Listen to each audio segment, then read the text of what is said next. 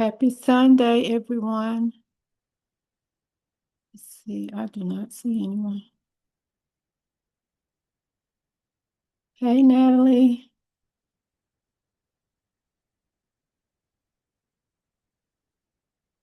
How you doing? Can you hear me? I can now. How are you? I'm good. Hey, Pamela. Hey, Sandra. Hello. Happy Sunday, everyone. Okay, let me turn the volume up. Okay. It is 4:01 p.m. Central Standard Time where I am, and I know you all are on different time zones, various time zones. If you don't know me, it is okay. I'm harmful. If you do know me, it's good. So that means some of you get me twice, some of you just probably seen videos of me. Either way, I love what I do. I do what I love. So we all participate in this group, and just reminders that these groups occur on Sundays.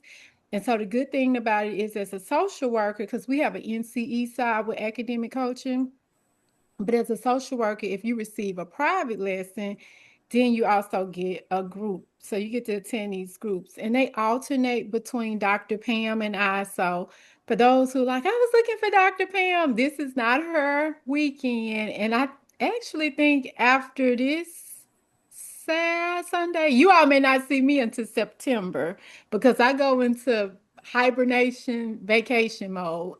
But other than that, in group is 2 hours. Everything that I give you tonight, you will receive it by email. And before we get just started, I ask everybody to go around. You will participate, and I have to tell you, Dr. Pam rule is in group. If you turn your camera off or if you're driving, I have to disconnect you from the call. So I just wanted to put that out there. But we'll start with you, Sandra. Just briefly tell us what you want us to know about you. Then it'll be Pamela, and then it'll be Natalie. Okay, I'm Sandra. I am a licensed master social worker. I am working on trying to get the clinical part. I actually did sit for it on the first. Didn't make it. Um, I missed it by 14. And actually, I'm pretty good in ethics, but that was my worst score. Mm. So it was a lot of different stuff on there. And I just really thought I had passed. But when you hit that button, It'll let you know. It reveals the truth for you, huh? yeah. So I unfortunately I can't do the waiver, so I'm gonna have to wait till October, which I Okay. will be sitting again. So Okay, perfect. Stay optimistic. And I always like to tell people these videos are recorded. You all can go back and watch it. So be mindful what you say if you don't want anybody to know. But also understand that your words are encouraging. I'm the LC that took my exam 13 times, but the LC before I passed. And some okay. people be like, oh, and I'm like, I don't care. If you feel that way, but I mean, like you said, you sound optimistic, so keep that attitude. October roll around, go in that site again and punch it out. Yeah, okay. I All will. right. Thank you for sharing that. Pamela? My name is Pam. I am working on getting my LCSW in Michigan. I have tested 12 times, and the last two times I have been 4 and 3 away. I test again Tuesday. I did apply for the waiver, and we're gonna go from there. Yay. Pamela up there with me, but I'm telling you, Pamela, when you come out, you're gonna come out strong. I Mhm. always say I have more of my peers relying on me than me relying on them. I guess since I took it so many times, I gained so much information. Natalie? Okay, I'm Natalie Mazik. This will be my first time taking the LMSW exam. I've been away for a minute, but I come back, and this is what it's going to be. You say what it's going to be, huh? Mm-hmm. The LM makes you want to go get your LC. So thank you all for Mm-hmm. introducing yourselves. Again, you'll get this recording. And remember, I'm the country coach from Tennessee. I'm licensed in Tennessee, Texas, and Vermont. And I'm also Yay! a certified life coach. Yeah. The more license you have, the more money you have to spend. So, we are about to get in tonight, which is human growth and development. And it's chapter one, and I send you all a book if you don't have it. I go by Don Apgar, and if anybody ever had me, you know I'm a content person. I think Dr. Pam do more questions with you all in her groups. I can't speak on it, but I'm content because what I found is the students I work with, as well as myself, we were having problems understanding some of the jargon in the language. So, Sandra, I was like you, even when I kept testing, I was like, it's something I'm missing. And we use this terminology and stuff every day. I give an example, like we do biopsychosocial assessments every day. But then I get a student in class, and I'm like, what's a biopsychosocial assessment? They like, and I'm like, if you can't say it, well, you put me on the spot. No, I didn't put you on the spot. What are you gonna do when you in the real world and your client like, so are you gonna give me a biopsychosocial assessment? You gonna sit there and be like, so the realistic thing is also, again, I don't say anything on video that I don't care about saying. I do fabricate some stories so it can catch you all's attention and make you retain information. But the reality of it is, and this was a study done by our NASW, Black women don't pass the exam as our white counterparts do. And believe it or not, the majority of our questions are written by our white counterparts. It's not a bad thing. I want you all to understand that. Please don't take anything bad out of this. But education and sometimes just knowing stuff really helps.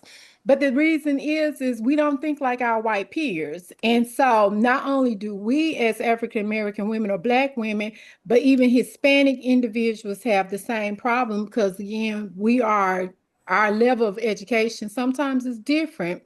And especially for us after the age of 38, there are some problems. And really after the age of 40 is really a big problem because our thought process start diminishing, and we've been in our field working for so many years, so now we take the test the way we work, which is wrong. I'm not saying the way you work is wrong, but in some ways it is. So let's just get into this. Before we truly get into a lot of stuff, I want to go over tonight some things about human growth and development. And here in Tennessee, my sinuses are acting up, so excuse me, I'm gonna blow my nose. We have rain and then sun. Then I'm allergic to cats. I went to a client house the other day. They had 9 cats. I thought I was about to die. Uh, so I do home visits, and I'm like, Jesus. And so things you need to know. Number one is I always say when you're reading test questions, whether it's the real exam or even with practice questions, because the way you practice is the way you play. Start with the last thing first. The last sentence first is sometimes a question or it's a statement. But what it's doing is getting your mind ready to process the question.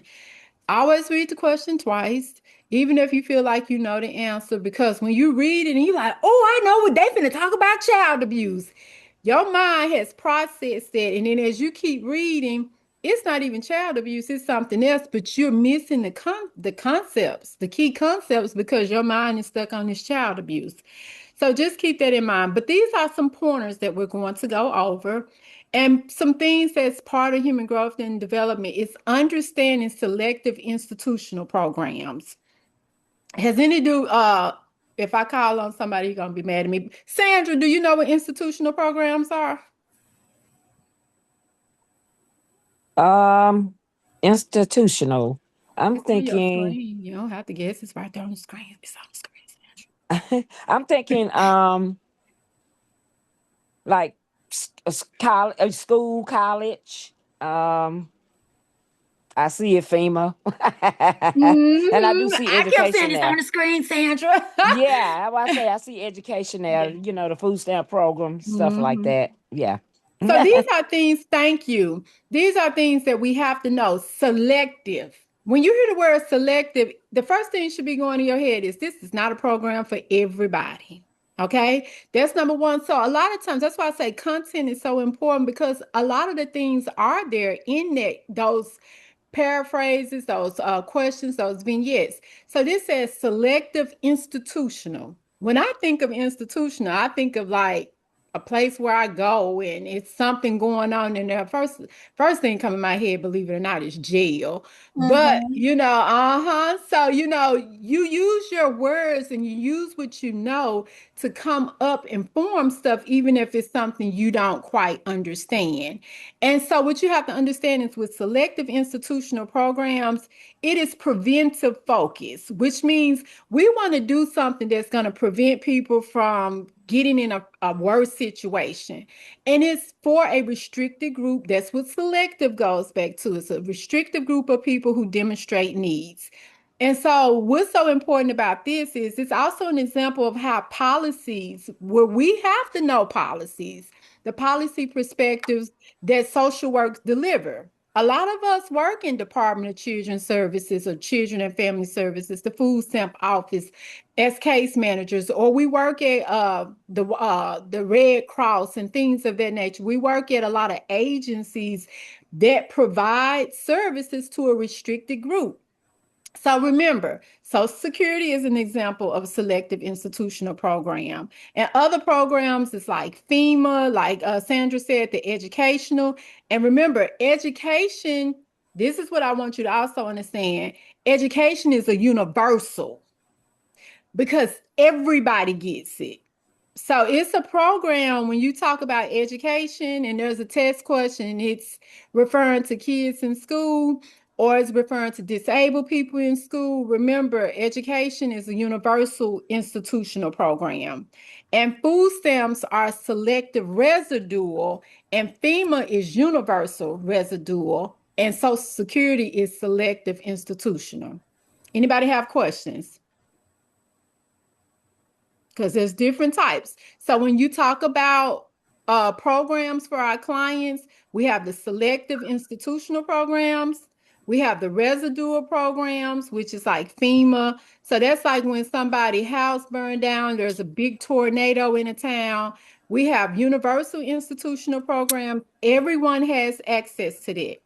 Everyone has access to public school. Does not mean everybody have access to private school, but we're talking about public school. And then we have selective residual programs, which is like food stamps. And again, with the selective residue, you have to demonstrate need as well as when it comes to the residual and institutional program, selective institutional. So no questions? Y'all got that? Okay. So another thing we want to understand before we get deep into this, heavy into this chapter, is understanding cognitive behavior therapy, CBT. Everybody familiar with CBT? Okay, good. So, Natalie, real quick, what does CBT focus on? Your mind, getting your mind to changing your thought patterns, Hmm. getting your mind to and your mouth to say the same thing. For an example, I'm thinking if you come in and you're really depressed, so what a CBT therapist would do is give you some positive thoughts Hmm. to say out your mouth. Yep, there you go. Because what happens is our thoughts affects our behavior. If I'm in a boo-boo mood, guess what? When you come up and talk to me, I'm probably gonna have an attitude. You're gonna be like, "Oh, I hate I even said something to her." And that's gonna also affect my emotions. So if I'm in a boo-boo mood and then I'm over here acting real stanky, my arms crossed all up, and I'm like, "Why are you looking at me?" And my emotions is off whack. So a lot of times when our clients are coming to us, we want to help them. Not saying we're doing CBT with everyone, but this is a modality that we use, and it focuses on the client present problem. And you're putting things in place with them because remember, we don't do the work for them, we do it with them. And so we help them reformulate their thoughts so that it can change their feelings and behaviors. Have you ever heard the saying, when you feel better, you do better or you act better? That's basically what CBT is. So, I always tell my clients in my private practice, when they have a stinky attitude, I tell them to put little, phrases on their mirror, whatever they look at first thing in the morning, because the way you start your day is typically how it's going to determine how it's going to keep going. And so with CBT, remember, it's focusing on formulating the thoughts so that you can get a better feeling and a better behavior, because we want to construct this in a positive way. So our clients are typically coming to us in a negative a mindset, and they come to us because they believe that we can help them and we are going to help them. The other things you need to know under this is when it comes to action therapy, focuses on strategy to directly alter the behavior. Remember, we want to help that person change their behavior, and that's what action therapy focuses on. Now, CBT focuses on reformulating thoughts. So if you see a question and you don't know what action therapies are, now you should know that it's something that directly alters the behavior. And if you don't understand content, you'll be like, well, I thought action therapy was CBT. No, CBT reformulate the thoughts that changes the feelings and the behaviors. And then you have solution focused therapy that focuses on dealing with positive outcomes that clients seek instead of the client's problem. And then you have aversion therapy that focuses on the elimination of maladaptive behavior by associating the behavior with an aversion stimulus. Questions, comments, or concerns about the type of behavior therapy? Okay. So let's talk about when discussing drug use while meeting with a person who is facing a crisis. And remember, a crisis is short term. It's typically on the exam about 6 to 8 weeks. And so a crisis is when we read a question, it talks about a crisis. If we can identify as a crisis, we want to get that person back to an equilibrium state. We want to get them back to a normal state. We have to also understand and remember when we're dealing with people in a crisis that we're not going back to their whole history. We got to meet them again where they are. So when we're discussing drug use while meeting with a person who is facing crisis, this is done when a social worker is completing their biopsychosocial assessment. I started this conversation off talking about the biopsychosocial assessment. And Pamela, I'm just going to ask. So, how do we find out that the person, how does the biopsychosocial help us find out that the person is even using drugs? Because we ask them about that information when Mhm. we're doing the assessment in Yep. the bio part. Hmm. It's one of those things that's in there. What's your history of drug use? It even asks, what is your family history of drug use? The bio part is focusing on like anything dealing with our body, our health, drug use, alcohol use. Our family, it asks questions. Did anybody in your family ever have mental health issues? And remember, the psycho is about the mental part. Did anybody in your family ever have a diagnosis of schizophrenia? Ever had a breakdown?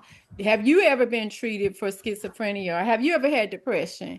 And then the social part of it is all the things that's around you. Do you work? Do you go to school? Are you in college? Are you a wife? Are you a husband? Do you care for somebody? Are you a part of the sandwich generation? And then you have the spiritual culture that sometimes you'll see it say biopsychosocial spiritual culture assessment, but for the most part, it's going to be biopsychosocial assessment. And it's important to do this at the beginning of a session before you start really getting in the depth of working with your clients, because it's going to allow you to collect data. And the data that you collect is going to be stuff that you can refer to later in the session. So if the person put on their assessment that they use alcohol and drugs, and then 4 sessions in, they say that I've never used alcohol or drugs before, you can confront that client because you say, well, your biopsychosocial said you used drugs 5 years ago. So that's why when they fill it out, make sure you read it. Anybody have questions about the biopsychosocial assessment? None? Okay. So let's talk about behavior treatment and depression. So remember, this focus on a stimulus, and then when you have a stimulus, there's a response, and then there's a reinforcement. So when we're talking about behavior treatment and depression, the other component you need to know is behavior is a pattern of reinforcement. So if you have a child that keeps acting up in school on the exam, you're going to put an intervention in place. The intervention you put in place is something you want to see that's either going to stop the behavior or that's going to make the behavior slow down a little bit. And so that's where that reinforcement piece keeps coming in because you're going to be consistent with that until you start seeing change. And so that's why you have to understand what positive and negative reinforcers are. So you put something positive in place to get something good, you put something negative in place to get the opposite desired action. So that's where, remember, you have a stimulus, there's a response, and then you have the reinforcement. We do this also with people that are depressed. They take medication, and the medication brings them up. It's called a reinhibit in a reuptaker.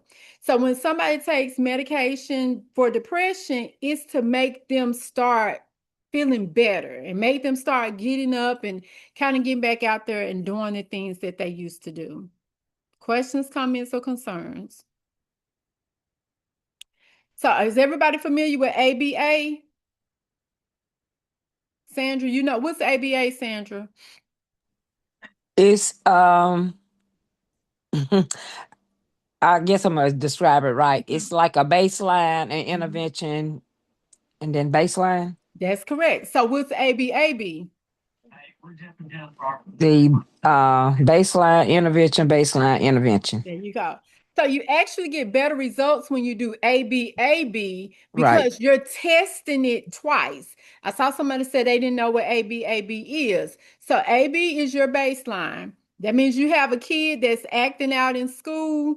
And so the B is your intervention. What are you going to Right. put in place? Are you going to give him stickers every time he act out? Or are you going to remove him from the classroom? Are you going to put him in the back of the classroom? Are you going to call his parents? Whatever you're going to put in place. So you're putting an intervention in place, part of the social worker helping process that we talk about all the time. Then you're going to go back to the baseline and see if it's working. So you give little Timmy some stickers. He's in kindergarten, and you notice Timmy don't act up as bad when you give him stickers. It's kind of like that reinforcer thing. But you only tested it one time. So now you did that one time, Timmy starts acting up again. You give him the stickers again, and you notice it's working again. So now you really got something to say. You know what? We know what to do. Around 12 o'clock before Timmy start acting up, let's go ahead and give him these stickers so he don't disrupt the class. So this is how we watch people to see, even with our clients that comes in with depression or with our clients that comes in with suicidal thoughts, we put interventions in place to make sure it's going to take away that negative feeling or that behavior that's causing problems. Questions, comments, or concerns? No? Okay. I do also want you all to know all of this stuff is in chapter one. I just kind of broke it down for you all a little bit. So, other things that are in chapter one or in human behavior, I should say it more so that way, is we talk about the LBGTQ plus. And so what we have to understand is some of the things that do show up on the test the most, we need to be familiar with all of the terms. And I give you a list of those. You either get it tonight or tomorrow. But most definitely, you need to know what gender fluidity is. And so, what I want you to understand is with gender fluidity, it refers to fluctuating a personal concept of gender. This can be expressed internally. So you could be looking at me and I look like a woman, but I might feel like a man on the inside. Or I look like a woman and I may be dressed like a man on the outside. So that's the external. And so, but the thing is, you got to go by what I tell you with gender fluidity.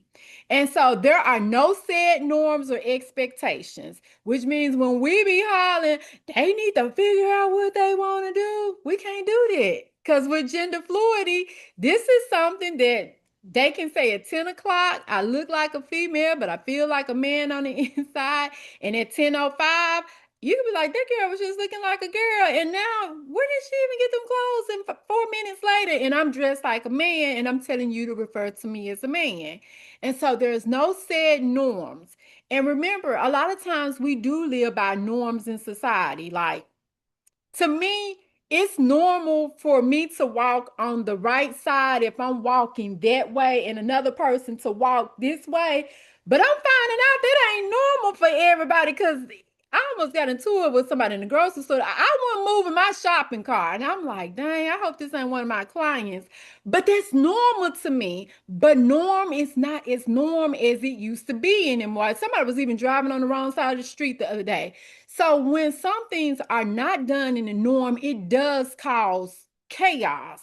But with gender fluidity, there is no norm, there is no expectations about the phenomenon. So that means you just go with it. And gender is expression can be in the form of dress, mannerism, and self-identification. So I could dress up like a woman every day and tell you you have to call me a man. That's what gender fluidity is. Question, comments, or concerns because it does show up on the exam. And if you don't understand them points, you will get the wrong because you got cisgender, gender fluidity, you got bisexual. I mean, so there's a lot of things that sort of kind of sound alike sometimes, so you have to know it. Okay. So I also want you to understand that during critical moments, you have to remember that there's appropriate conditions are absent. And during critical moments, this is when somebody is probably really having a some type of mental breakdown, something is going on, there's some cognitive changing. And so another point, there's 3 points I want you to take away from this. The second one is development or related skills may be negatively affected on a long-term or permanent basis. So if somebody has a traumatic brain injury, whether they fell off a bicycle, a motorcycle ride, in a car accident, I jumped out of the sky one time, I could have damaged myself from that. So anything can happen that causes these critical moments. And so it's changing things. But what you have to understand is it could be negative. It can become a negative effect where somebody could be presenting with like tics, where they shaking or they're stuttering when they talk or they start using a lot of curse words. Um, and then it can be doing also during this phase, there can be high insensitivity to stimuli that are essential to the development of a particular skill or function. So that's like somebody that has a stroke. I work with a lot of people, elderly people, and oddly, when the majority of them have a stroke, it's like they opposite side, the side that they're normally used all the time, the opposite side becomes paralyzed. So they can't use their left arm or the left side doesn't function as well anymore. So remember that it also may be difficult or impossible to develop functions at a later point. So even though somebody may go through intensive physical therapy or occupational therapy or speech therapy, they may not ever gain their voice back, may not be able to walk or run, but just take steps, have to use durable medical equipment all the time and things of that nature. Uh, there's a lot of people being diagnosed lately with ALS, and these people are just going from being able to walk and talk on in July, and in August they're just confined to a wheelchair and having to rely on somebody for all their ADLs and IADLs. So it could be a variety of health issues or new medical diagnoses that can cause those critical moments. Questions, comments, or concerns? Okay. Something else we should know about is defense mechanisms. We all use them.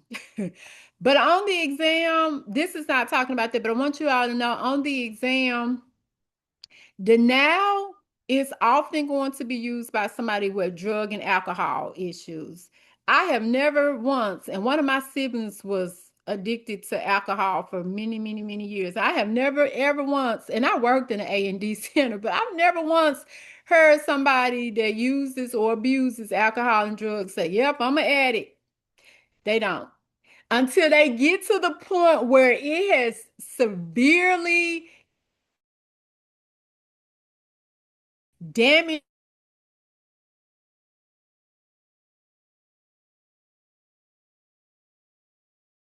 their lifestyle, and then they're treatment by force because they getting DUI. And that man still was like, I'm not an alcoholic. I was like, okay, if that's what you say. So, but you can you have to understand defense mechanisms, but with denial, you're gonna often see it on the exam in pedophiles, and you're gonna see it in anybody that's mandated to come to therapy, and you're gonna see it in individuals that abuse alcohol and drugs. But in this instance, I want to talk about substitution. And substitution, it happens in response when there's an incongruent between a desire and an ideal impossible. And so the original goals are difficult to achieve, and an attempt at achieving them may end in failure. I'm going to tell you the biggest group of people that I know use substitution, it's a social worker when they do not pass their exam. And the first thing they say is, well, I was just taking it because my job wanted me to take it anyway. Lord knows if you have failed it after 3 times. Sandra over there laughing. We use this defense mechanism so often. So if you never knew what substitution is, you're going to remember this now. That's one thing I never did. I did it one time. I take it back. I did it one time and I was like, you know what? I'm just taking it anyway just to see am I gonna pass it. And I was like, girl, shut up. You taking this exam because you know it means a lot to you. So, but we do that when and that's what substitution means. When you really, really want something, and you just like, my hands is right there on it. It slipped out of my hand. So you start saying this stuff. So if you are using substitution when you don't pass your exam, stop it. Don't be in denial either. But people often replace it with a goal that it can truly be achieved with. I have seen a lot of social workers walk away and say, I refuse to take that exam again. They end up going to school, becoming a teacher or guidance counselor or something. But it was something that was more achievable for them. And I'm like, if you passed that exam, you could have just stayed with all the money and time. But that's not what they wanted. That's another topic for another day. But that is a defense mechanism that you all should be aware of. So, but the most used defense mechanisms on our exam is compensation, rationalization, projection, identification, sublimation, repression. That comes up so much, especially with our clients who have been, they're adults that's coming into therapy, but they may have been molested or they had some major traumatic event to happen to them in their younger days. And so repression means you put those feelings, and I always give the example, you know, they say when we die and they put us in a casket, they put us 6 feet under and put dirt on top of us. Well, to me, repression is like you're 20 feet under with dirt on top. And so people like, why am I 40 and I'm having these behaviors and I'm doing this? But when they start taking that dirt off of that casket and the casket kind of comes up out the ground a little bit more, they're like, oh, I forgot my dad molested me when I was 4 or 5 or something like that. And the realistic piece is our brain doesn't remember things.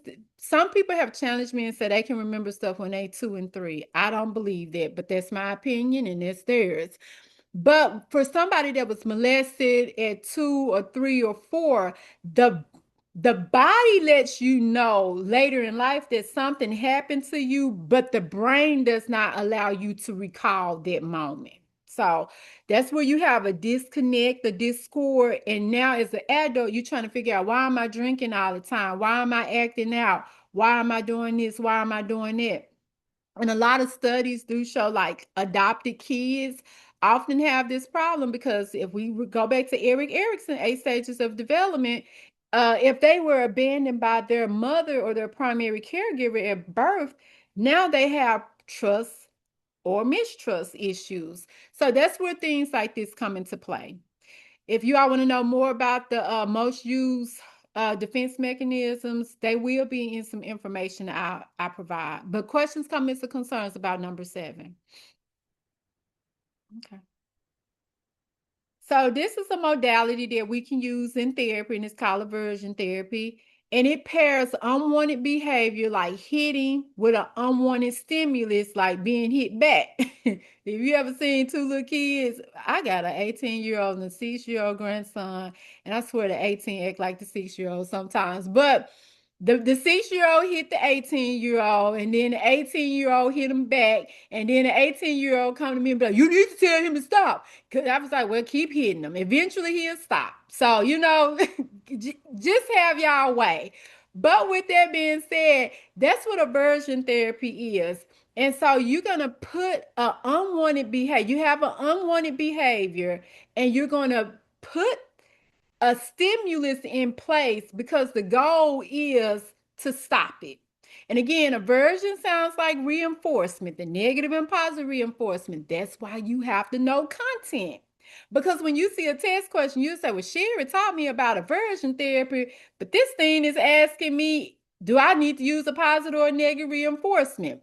And so the thing is, you just got to learn the content. So when you see a question, you can truly be able to say, and what I want you also to understand is once you start learning this information, you're going to feel good because it extends beyond the test. It goes into the real world is in the way we should be applying it so that we can really help our clients.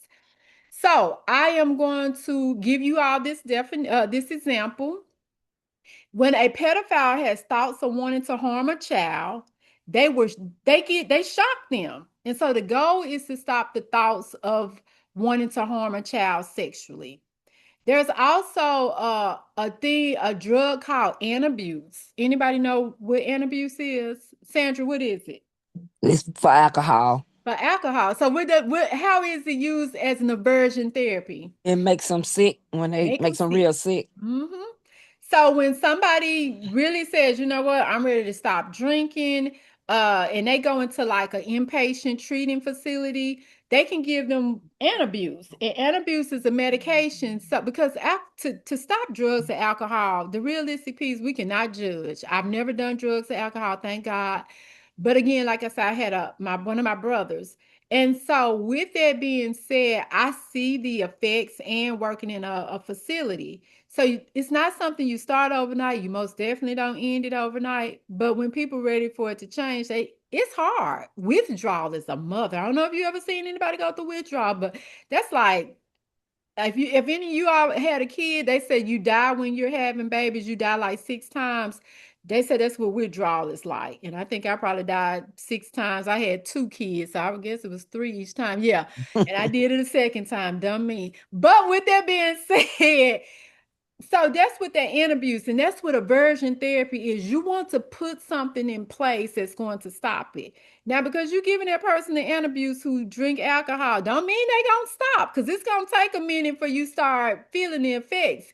And something else in the modern day world is these GLP-1 shots. Do y'all know what they do to people? I've heard of, but I've never know. I see it on TV, but I don't know Yeah. what it does. So I've been taking a lot of courses on those. So when people start using those GLP-1 shots, what it does is like greasy foods and stuff like that. Your brain, they call it food noise. So your brain has this food noise and saying, "Girl, go ahead and eat all that chicken with the grease from KFC and churches." And once you get the shot in you, it'll let you eat a piece. But if you trying to chuck down 3 pieces, by that third piece, they say you be hurting. Like, oh my God, because whatever's the chemicals in the shot is trying to teach you, hey, if you're saying you want to be on a healthy path, you got to cut that. So really the things that you can eat on GLP-1s is like you have to do a whole bunch of vegetables, protein like chicken, eggs, some beef. You got to cut like all this candy out, crackers, because you eat all this stuff, it'll literally make you sick. So it's an aversion therapy in a sense. So any questions, comments, or concerns about that? Okay. Another thing you have to understand in human behavior is understanding gender related behaviors in adult children who are caring for aging parents. That's me. Anybody know what the sandwich generation is? Because I'm shocked when I ask that. People be like, "I don't know." That's when the children are taking care of the parents. Yeah, that's me. I take care of kids, grandkids, and a parent. And people are like, "Oh, you take care of my parent," because my father is deceased, but my mom is disabled. I love it. I wouldn't take it back. But is it stressful? There are some days I just want to tuck my head in the sand like an ostrich. I wish I could say it was easy. It was hard being a parent. So now I'm parenting a parent, and they not easy because your kids you can whoop. You can't whoop your parent. Well, you shouldn't be whooping them. That's a test question too. Abuse. But I see why some people do abuse their parents, but I have not done it. I Ooh. would never put my hands on her. She probably, I don't know, it might make her get up and get out the wheelchair with that one leg if I hit her good. Don't have me send a report to where you live now. I'm in Adult Protective Services at DHR. She'll call on me first. She would. I tell y'all, I'm just a joke. Don't Sandra, don't you send nobody over here to my house. Do a but welfare check. now y'all remember. But what we have to understand is understanding gender related behaviors in adult children who are caring for aging parents. With the exam, I want you to understand it is stressful. And the exam, I also want you to understand is if it's a daughter and a son, guess who's going to be the primary caregiver? The daughter. The daughter. Yep. And guess what? I have four older brothers. I'm the only girl in that order. So lucky me, So what the book said is true. So daughters tend to be influenced primarily as a sense of intimacy and altruism. So they are the ones who quickly engage in the primary caregiving roles. And remember, we're more nurturing than anything. And so even if you have kids or don't, that's just something we were born with. And so this is researched and it shows that typically the guys do nothing but provide financially. There are test questions that shows up just like that. And so silence provides support basis on principles of social normative behavior, which this means that this is when you start running into the APS questions, like you have to be able to differentiate. And so in real life and on the exam, you're going to always, if there's a caregiver that's taking care of somebody 65 or older, on the exam, 65 or older is considered as an elderly individual. And sometimes it's not going to say 65, it's just going to say an elder person. So remember, ages are important. They give you an age in the vignette for a reason. So if it's 65 or older and there's a caregiver in there and it says something like it says that the elderly is cognitive, the cognition is in place, but the elderly is real frail and the caregiver keeps saying, "Oh, my mom is okay. I'm the power of attorney." You have to question it because what the elderly person is saying does not match the dynamics of her body. She shouldn't be saying, "I'm being taken care of by my daughter," but she looked malnourished. So malnourished. I cannot talk today. So make sure you pay attention to that. But if the elderly person is on top, everything is good, and they have a POA over here, and look like they're doing what they're supposed to do, then you go with what the elderly person is saying. Now, if the elderly person it says they have dementia or something like that, then you're gonna go with what the caregiver says. So content.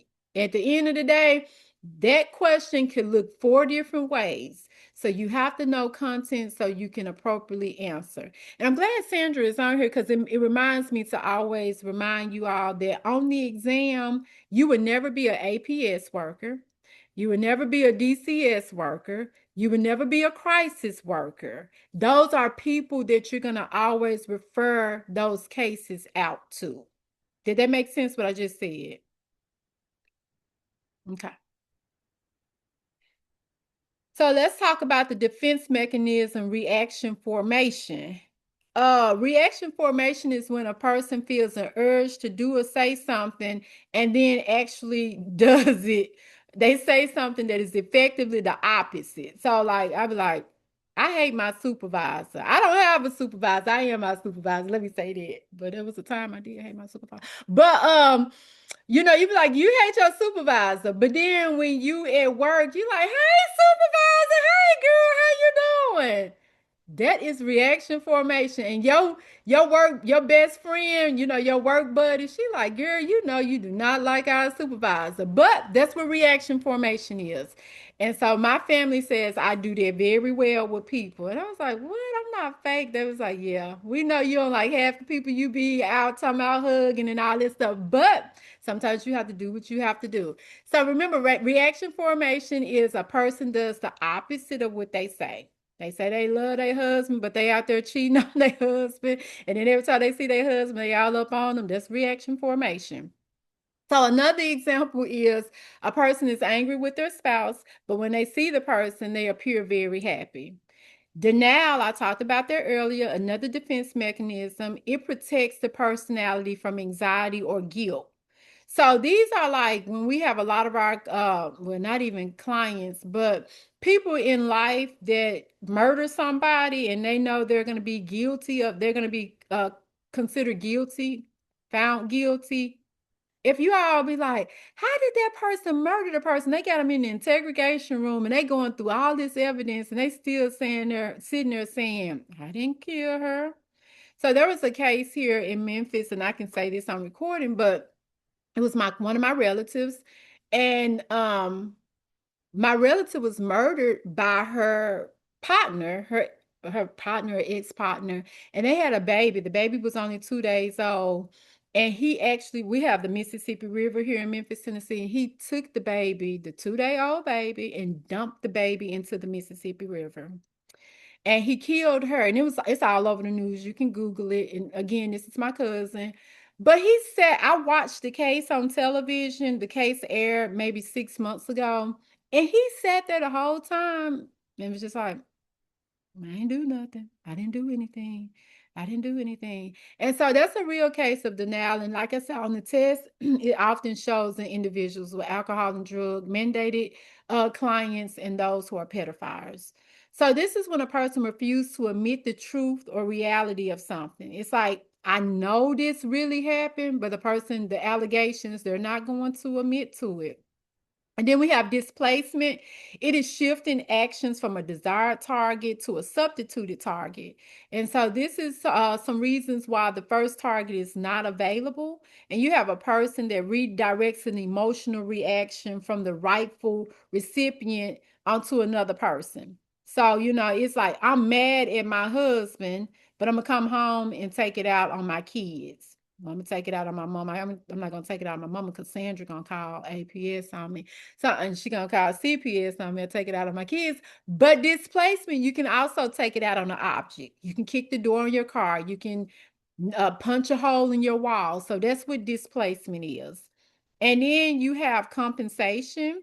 This is a defense mechanism also, and it's when an individual tries to make up for characteristics that are considered undesirable, not to be mistaken for sublimation. I mean, substitution. I'm sorry. Not to compensation is not to be mistaken for substitution. So, again, this is why we have to know content because things start looking alike. I see some heads twisted to the side. Y'all still with me? Everything making sense? Why they giving us all this information to keep up with? That's what y'all want to know. Because this is the real world. And we're doing this as social workers now. We're just doing it under the agency. But when we're talking about going solo and LCSWs, it's all on you. I tell you, it gets lonely out here in the world by myself sometimes. I have a team that I consult with, so make sure you get there. Are y'all familiar with the 4Ds? Because they all look alike. They sound alike. Okay. Pam, go with delirium.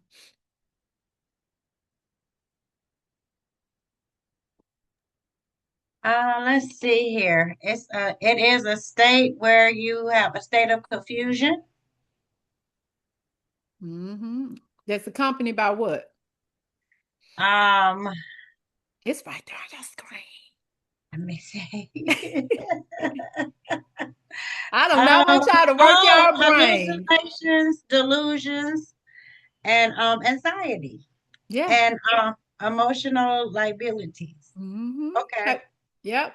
Have everybody seen the word emotional liabilities? Like, oh, that's a new word. That's a word we should have in our vocabulary.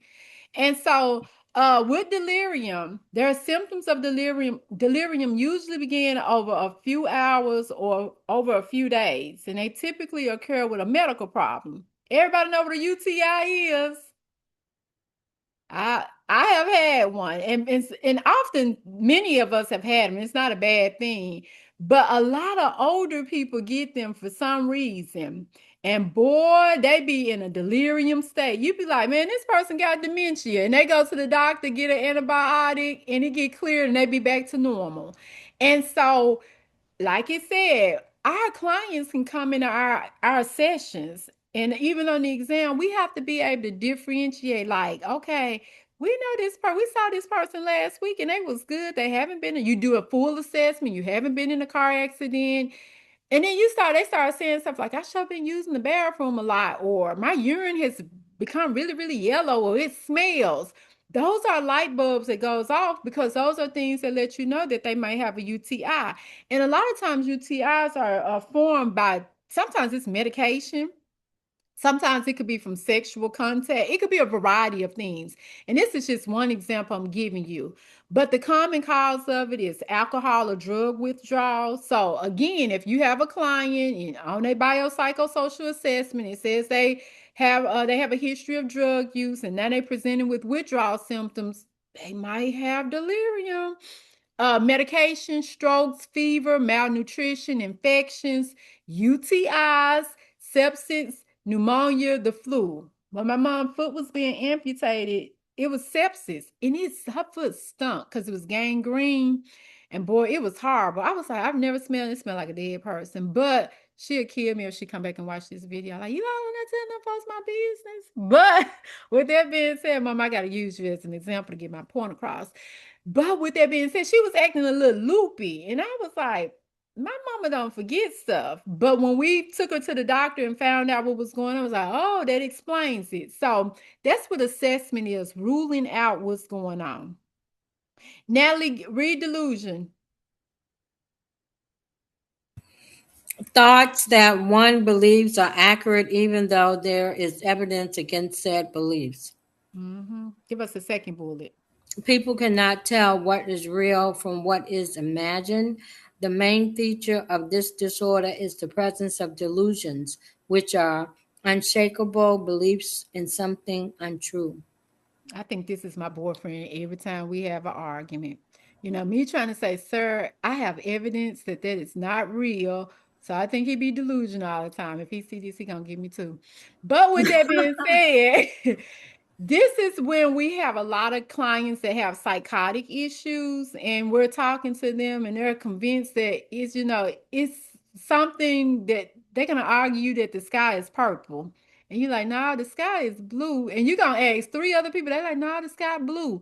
So this is something and it's not real, it's imagined, it's going, they cannot differentiate at the time. And so this is how we can determine if our client is presenting with psychotic issues. Sandra, disassociation. This is a defense mechanism in which clients have thoughts that are inappropriate to the current situation. Give us Involves those other two. okay, involves problem with memory, identity, emotion, perception, behavior, and sense of self. Feeling disconnected. And this is a lot of victims of domestic violence, especially if they are raped or something like this. A lot of times, rape victims they feel disassociated from who they are because they've been in the sense of being violated. They can forget what happened. The emotions just kind of fade out. I've heard people because I work in a mental health facility, but I've heard people say when I disassociate, it's almost like they're standing over their body, but they can't do anything. And so you have to be able to say, is that catatonic or is that not? And so if you don't know what catatonic is and a question shows up and it's giving you answer choices of disassociation or catatonic and you can't differentiate, you got a problem. And so catatonic means when you're just in like a state where y'all been seeing these people that I watch social media, but like people that are on drugs now, and they just kind of slumped over and they be like that for like hours. Have y'all been seeing it? That's what catatonic is. Like a person can be in this frozen position, they don't blink, they mouth don't, nothing happens. The inside is still working, but they could be like that for hours. And then you have dysphoria, which is unhappiness or pervasive discomfort. And then you have euphoric, which is like this amazing feeling. And euphoric, I want you all to remember this. It's a feeling that people get, and they say you only get it one time. You can never go back and you'll get it again, but it won't feel the same way. Euphoric feelings are normally in the first time a person do drugs. That's why they keep going back to them, because whatever their high is, they go back and try to get it again. And euphoric is also a feeling, believe it or not, like when somebody is molested. So if a person has sexual intercourse before the age of 10, between 10 and 13, they get this euphoric feeling. And that's why a lot of kids that are molested presents with histrionic type behavior. Questions, comments, or concerns about what I just said? Okay, let's see. I am going to give you all the rest of this, but this is going to be important that you go over it. Chromosomal is I had a young lady telling me the other day, she had a test question and it was talking about chromosomes and she got it incorrect because she didn't know this is a part of the bio piece. And it was something dealing with Down syndrome. It goes on to tell you about addictive behaviors, components of abnormal, the id, the superego, the ego. These are all things we need to know. Culture versus feelings. Um, Grants. This is important. This shows up a lot on policies and procedures. And it's the reason I let my nonprofit go. Grants are hard to get. So before I go into the next slide, any questions, comments, or concerns about this? None? What did y'all get out of it? Sandra, while I'm pulling up the next thing, what did you get out of that? Everything is pretty much just a refresher because I've read that Don Apgard book Okay. um probably twice, and I'm on my third time reading it. Okay. Because that's what helped me pass the LMSW, reading the Don Mhm. Apgard book. So, Mhm. and I'm just reading it, rereading it. Okay. Perfect. Well, letting it read to me this I time. read it 13 times. I said, Lord, Read, did you? so I used it during my clinical supervision, and it took me like the 10th time before it really started making sense because it's heavy on the content. It And I used is. to be the student that say, why the heck is she making me read this book? It's And too and much I stuff. appreciate it now. Yeah, Yeah. yeah. Natalie, what have you gotten out of what we done so far? I wanted to ask you, what is histonic? You made that statement. Histrionic. Mhm. Histrionic. Oh, thank you. Histrionic personality, it's a personality disorder. And Okay. what it is when you, an example would be the cousin that comes to the kid birthday party and she got her booty cheek shorts on and her stiletto heels and her big earrings. Well, that's actually her personality. But a lot of times you can say that's the cousin. We just know something happened to her when she was 6 years old. And especially, one thing about black families is we don't take nothing serious a lot of times. And I have to set the tone in my family. I was like, you all are saying it that way. And I think sometimes it's a defense mechanism we use too, because you probably know who did something to the girl and you didn't say nothing, which is not why she's having the problem she's having.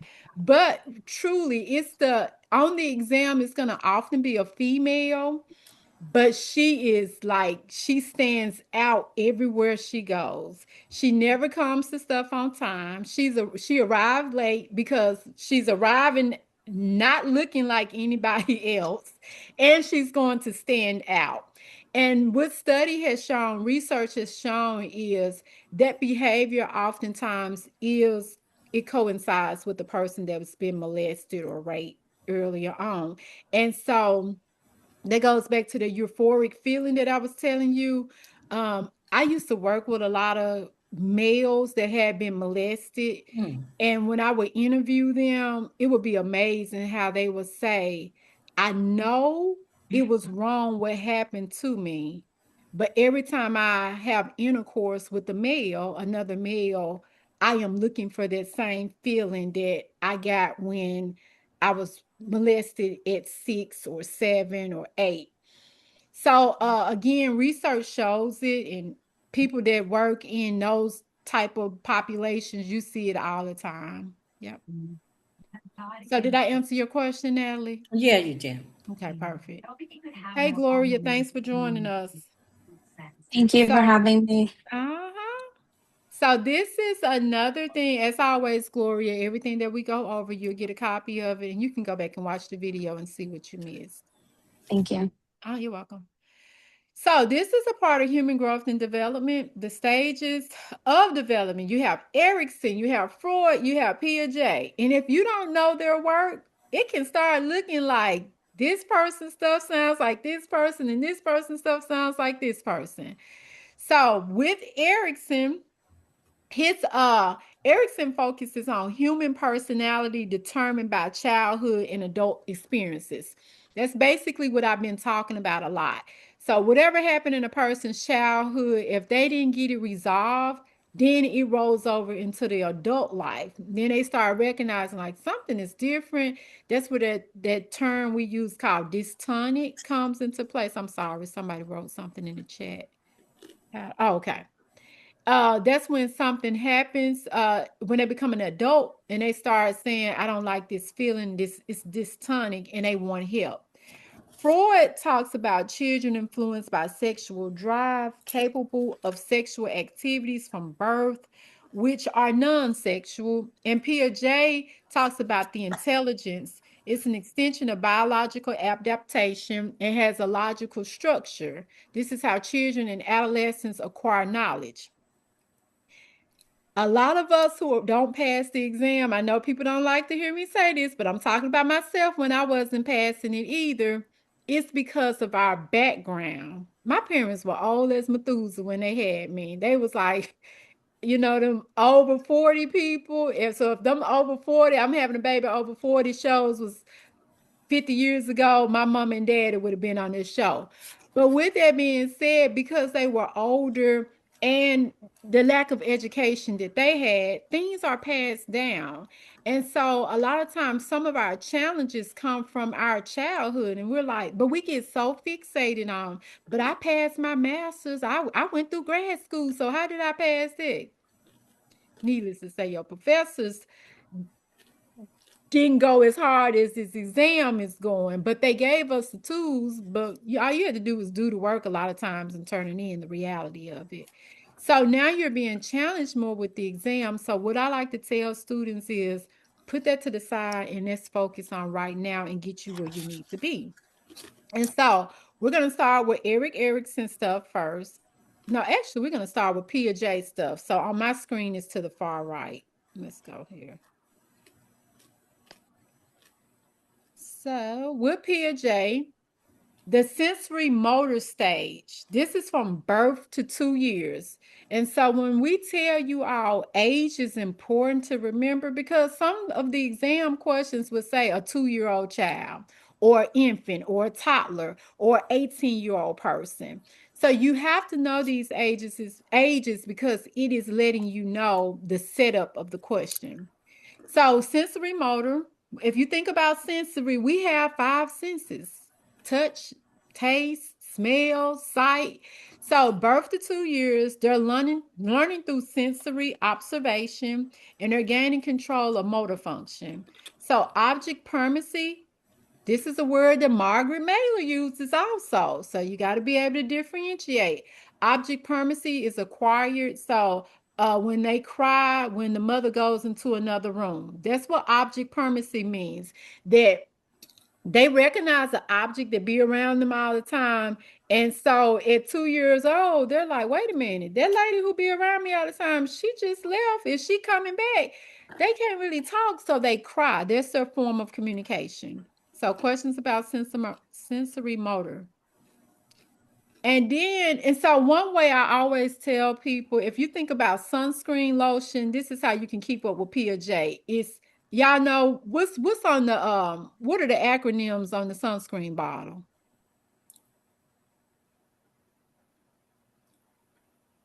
It'll have some letters and then, SPF, uh-huh. SPF. Yep, Yeah. SPF. And so what I tell people is if you want to remember PJ, just think about SPCF. Just be like, okay, I'm about to put some sunscreen on. That's if you want to remember it that way. If you're in the beginning of the stages of trying to remember, I never knew how important sunscreen was until I had a burn. But Okay, wait a minute. What is SPF? I didn't get the acronym. What does so stand for? I was saying with Pia J, if you are in the beginning stages of trying to remember these, just think of Pia J like putting sunscreen on because his acronyms are SPCF, sensory, pre-op, concrete, and formal. So when we go to the pre-op stage, this is from 2 to 7. And this is where, if you think about a 2-year-old or a 7-year-old, they use symbols, language. It's ecocentric, which means they focus on everything around them. Animalistic thinking. My grandson, I told y'all he's 6, but I remember when he was 5, he said, my chest hurts so bad, it feels like an elephant sitting on top of it. And see, that's how they think. And I was like, well, you know what? That must be some real hurt and chest pain if it feels like an elephant. So they correspond things to animals and stuff like that. It's a sense of intimate. Death is reversible to them. It's a lack of law of conservation. So they see 2 cups, they see one tall, one short. They think each is with the same amount of water because they like, well, let me say that the correct way.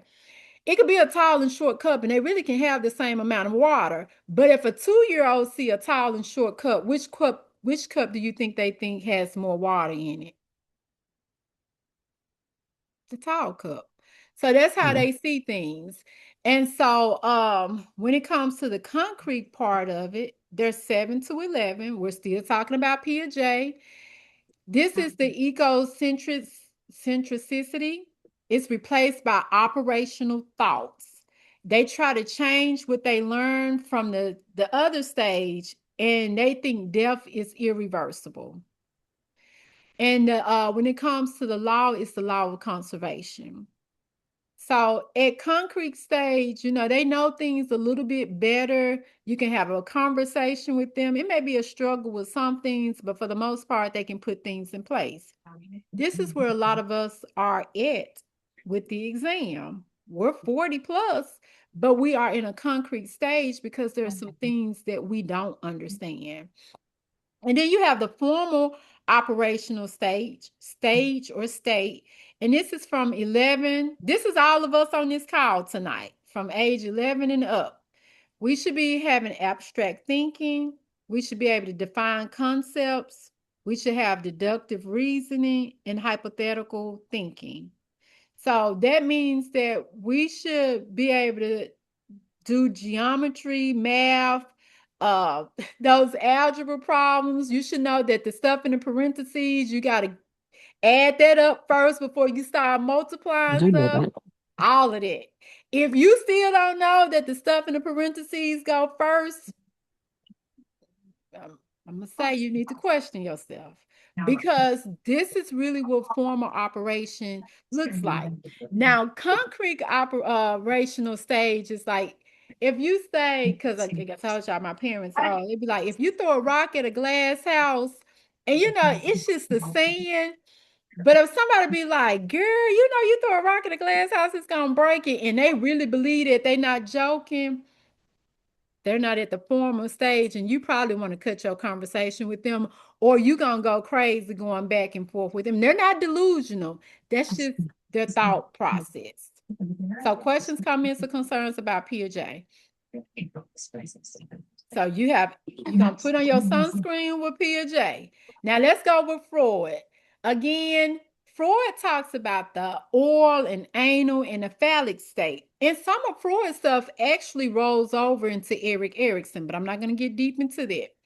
So with the oral stage, it's from birth to 18 months. And this is where these kids are coming in the world with teeth now. So I want to say when they just have gums, but there's just a few of them. But they come into the world. A lot of times, if you all ever seen a baby being birthed, They have their fists in their mouth. They come out sucking on their fists, so they start sucking on their fingers as soon as the doctor takes them out the womb. And so this is also how they get their food. They learned it in the womb. That's how they survived. They sucked on their toes, their fingers while they was in the sack. They come out, now they want to suck mama's nipple or the bottle nipple, whatever. But they get gratification from sucking and chewing. What's the first thing we put in a baby mouth when they cry? That's fine. Pacifier. And they just be sucking it away. You be like, oh, but that's how they get gratification. Gratification is a word that we should have in our terminology. And then it goes to the anal stage. And the anal stage is from 1 to 3 years of age. When you think about anal, it's truly thinking about the butthole. And so what this says is the anus and the surrounding areas. This is involved in bowel function and bladder control. So after 3, that's why people be like, how old that baby? He's 4 and he's still in the diaper. That's because we have been trained to understand that after 3 years of age, they should be in some underwear. They should be potty trained. This is the parents' fault. What I want you all to know is this is factual, what I'm about to say. This is the highest rate that this is the age where kids are accidentally, or should I say, I don't even think I should say accidentally, murdered the most. When if you ever start paying attention and they said 3-year-old came up missing and they found them in a garbage can, and when the parents, if you watch those cases, typically the breakdown is the baby had a bowel movement on themselves, and the parents whooped that child, and then they didn't know when to stop, and they end up killing the child. And then the first thing they do is dump them in the river, dump them in the trash can, or hide them somewhere. So start paying attention to the cases of the kids between 2 and 3 that should be potty trained and see what happens. But it is harsh toilet training. They make a lot of untrained parents make the kids sit. They gonna sit on that toilet until they boo boo, and then Lord forbid if the child get off the pot and then boo boo in the diaper, the parents lose it. So this is where a child becomes anally fixated. So if you have a man or a boyfriend or a husband, and he acts uptight all the time, he failed this stage. And I'm not making it up. It sounds like a joke, and not even your man. If you are a man watching this and your woman acts anal all the time, have you all ever called somebody anal like, oh, she's so anal? That means she didn't pass this stage because we really reflect this in real life. And so the child fights for control, master their environment, and a lot of times they have OCPD. So there's this obsessive compulsive disorder that they're dealing with, and it's because they never passed this stage. And remember, we can pass a stage, any of these stages by age, but it doesn't mean we really pass this stage in real life. Did that make sense what I just said? Okay. Then we have the phallic stage. This is 3 to 5. This is the genital. And this is where a person is less than 3 with the opposite sex parent. And so this is where the Oedipus and the electric complex comes into play. The Oedipus is when the little boy is so fixated on his mama. So that's why when we get that, that's a mama's boy. It's the reality of it. He really is a mama's boy. And so what happens is one day he's about 3 or 4 and he goes in the bathroom with a man after he been exposed in the bathroom with his mama, and he looks and he goes, whoa. And they start thinking that daddy cut off mama penis because they can recognize that mama missing her. They don't think they in their head, they're not at the age where they can differentiate between penis and vagina. So they think the man has cut their mom penis off.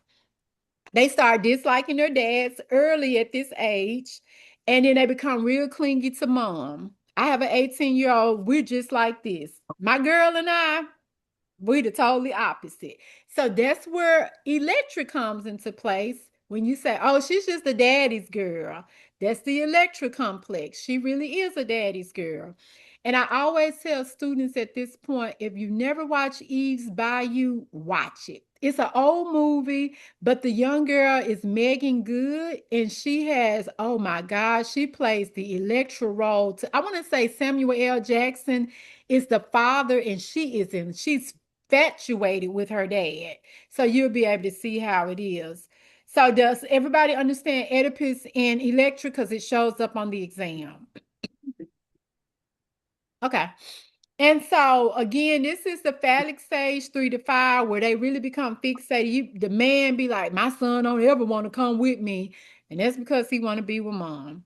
And then you have the last stage, which is the latent stage. And this is from 5 to 11 to 13, not the last stage. This is from 5 to 11 to 13. And this is where the formation of superego, values, ethics, when it comes to sexual interest, they are starting to be very touchy-feely. Oh, and one thing I do want to go back to, phallic stage 3 to 5.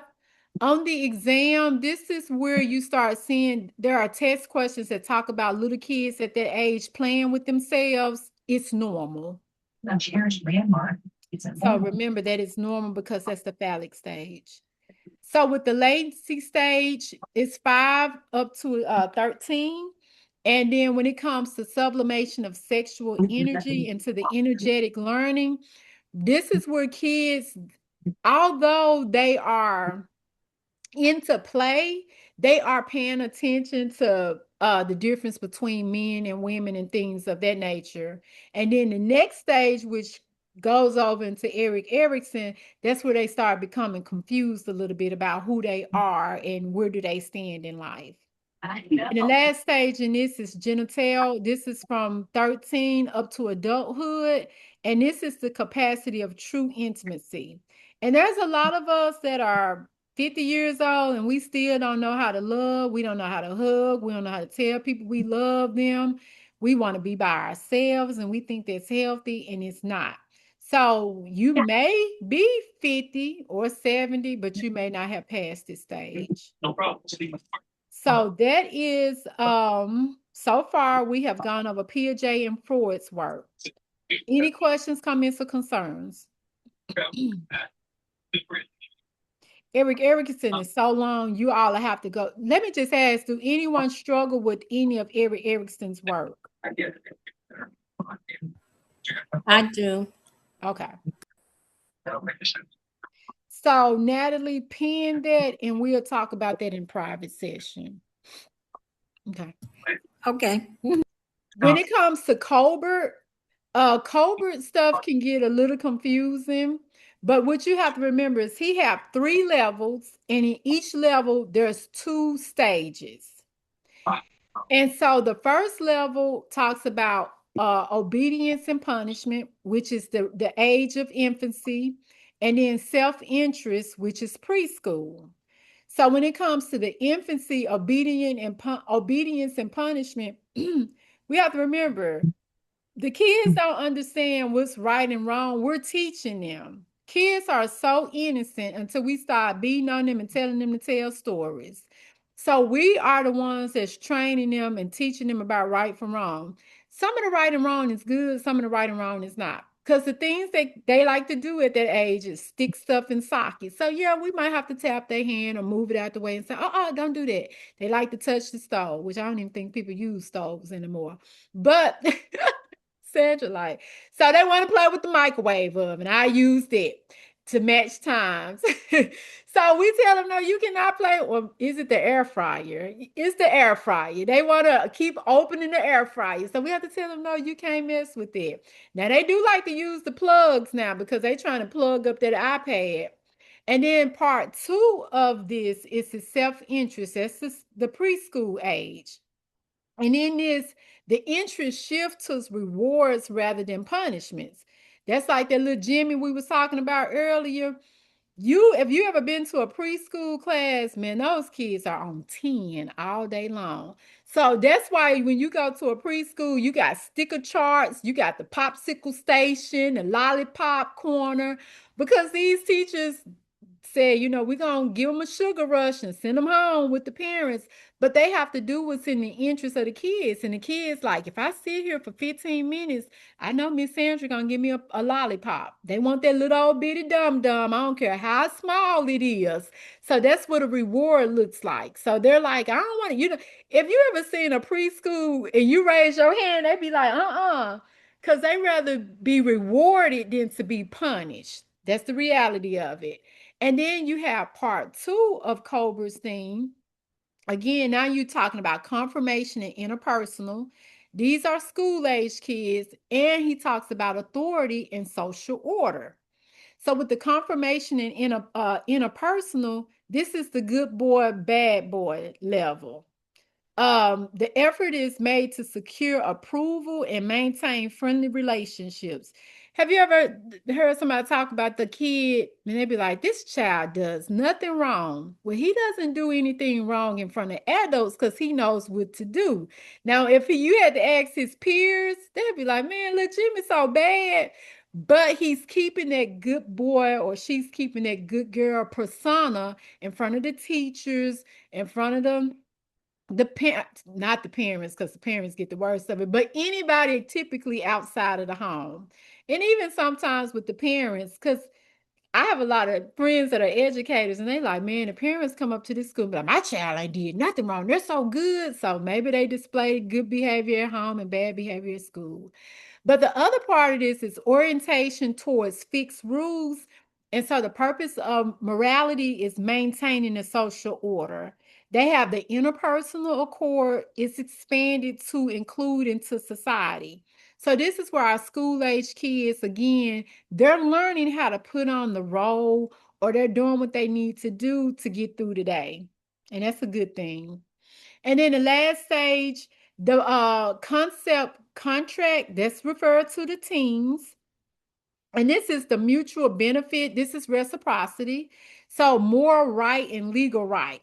And this is more of the authoritarian, I'm sorry, rules that make life better for everyone. So remember, the kids have to be at school at a certain time. They have to be in the room at a certain time at the school. They go to lunch at a certain time. So those social contracts, when they come home, some families have it set up where they have to do homework at a certain time. They go play their sports. They're learning right from wrong. They understand if they fight at school, there's going to be a suspension that's going to follow, whether it's at home suspension or in school suspension. And then you have your Natalie. Could you lift the screen up a little bit? For Oh, some sorry. reason, I can't see. Can you see it now? Yeah, Okay. I'm gonna change my screen around. Okay. Thank you. You're welcome. And then you have the universal principles. And this is the adulthood. This is all of us here tonight. And the morality is based on principles that transcend mutual benefits. And what that means is we should know right from wrong.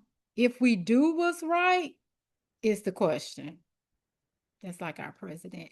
But you didn't hear me say that. Okay. You want, some people love them, some people love them. But with that being said, I thought I was whispering. So that is information. Again, I'm not going to go over Eric Erickson 8 stages of development. I'm not even going to go over this. But if you all have questions, comments, or concerns, you will have this. Oh, you know what? I thought I had Margaret Magler on here because that's important too. Please go over this because these are test questions that shows up the theory of human behavior, the focus of theory. Where's my Margaret Mailer stuff? Does everybody know the stages of change? Pre-contemplation, contemplation, preparation. Okay. Because that shows up. Okay. I saw it on the test. Uh-huh. So y'all heard Sandra say it. You know what? And it was alcoholism. Let me go ahead and go through it, Sandra. Since you said it, because it does show up, and believe it or not, we struggle with these stages for some reason. Yeah, PJ was on there too. He shows up a lot, and Eric Erickson work shows up a lot, but we can't identify it. I remember when I was studying with Dr. Pam, and I would come back and say, I didn't pass it. Uh-oh, Natalie, you have another question? Oh, okay. And Dr. Pam, and I would say stuff to her. She was like, Shira, that was Eric Erickson. I was like, it was. And she was like, yeah, we got a whole lot of more work to do. So once I took the test and I passed those last two times, I was like, wow, I could really see the difference in the stuff.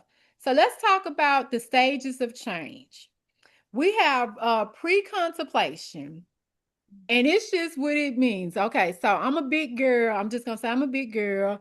And everybody in my family used to me being small. And they're like, Sherry, it look like you and gained a whole lot of weight. And I'm like, no, I don't know what y'all talking about. Although I'm probably in denial because now my pants, they popping open, want everything tight. I feel my thighs rubbing, they setting off fires. But I know something is wrong. I'm in denial because there's evidence there. That's what denial means. But pre-contemplation is I'm ignoring what everybody telling me. I'm ignoring that my thighs scrubbing. I'm ignoring that these pants are tight that I have on. And I'm just gonna keep moving. Now I'm like at contemplation. One morning I woke up in my favorite dress. I have tried to get in this dress every which way and cannot. So something is telling me, you know what, Sherry? Yeah, three people, really six people told you and gained a lot of weight. These people, they love you, they care about you. Girl, you can't get in your favorite dress. We got a problem now. So pre-contemplation is saying, I'm now really accepting the fact that I have gained weight. So now I'm gonna say, let me prepare. Am I gonna take this GLP-1 shot that everybody keep advertising? Or am I gonna go get me a fitness coach? Or am I gonna clean my refrigerator out and eat healthy food? So preparation is what am I doing to work on losing weight? And then we're gonna put it in action. And I know preparation sounds like action, but it's not. Preparation really means now I'm seeing a fitness coach. I'm not eating all them the chicken from KFC and churches anymore. And I'm taking the GLP-1 shot too. So I'm putting things into action and I'm maintaining it. Maintaining means that you have done something 6 months to 5 years. Now you do it for 6 months and you can relapse. Or you can do it for 5 years and you can relapse. And that's typically what happens with people. For A&D users, it's normally 6 to 12 months a relapse will occur. So that is a test question. Just want you to know. And for anything outside of that, it's going to be longer than a year before they relapse. And with relapse, what we as the therapists have to do is motivate them. It's okay. It's not sugarcoating anything. We can start over, but remember, somebody can still go back to pre-contemplation state even after relapse. So questions, comments, or concerns? Because it shows up on the exam. Y'all just heard Sandra say it. Okay, let me go to the next slide. Pamela, what have you gotten out of that before I go to the next slide?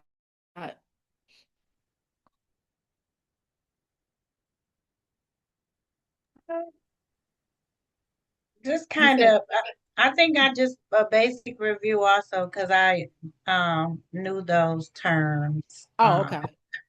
But I did get out of that substance abuse would be a big one for denial Okay. in the pre-consultation stage. It is.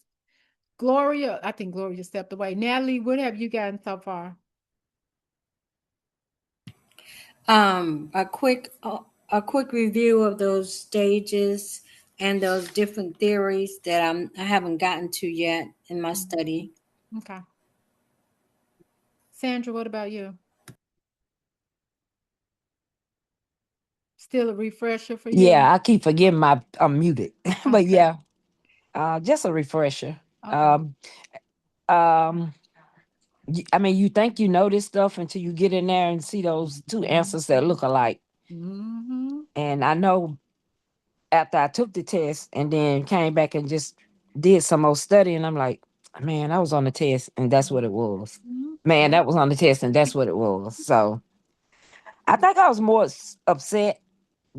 Not really. Well, I was upset that I failed. I'm not gonna downplay that, but I thought I would at least be close enough to I can do the waiver because I didn't want to have to wait 3 months. But Mhm. it is what it is.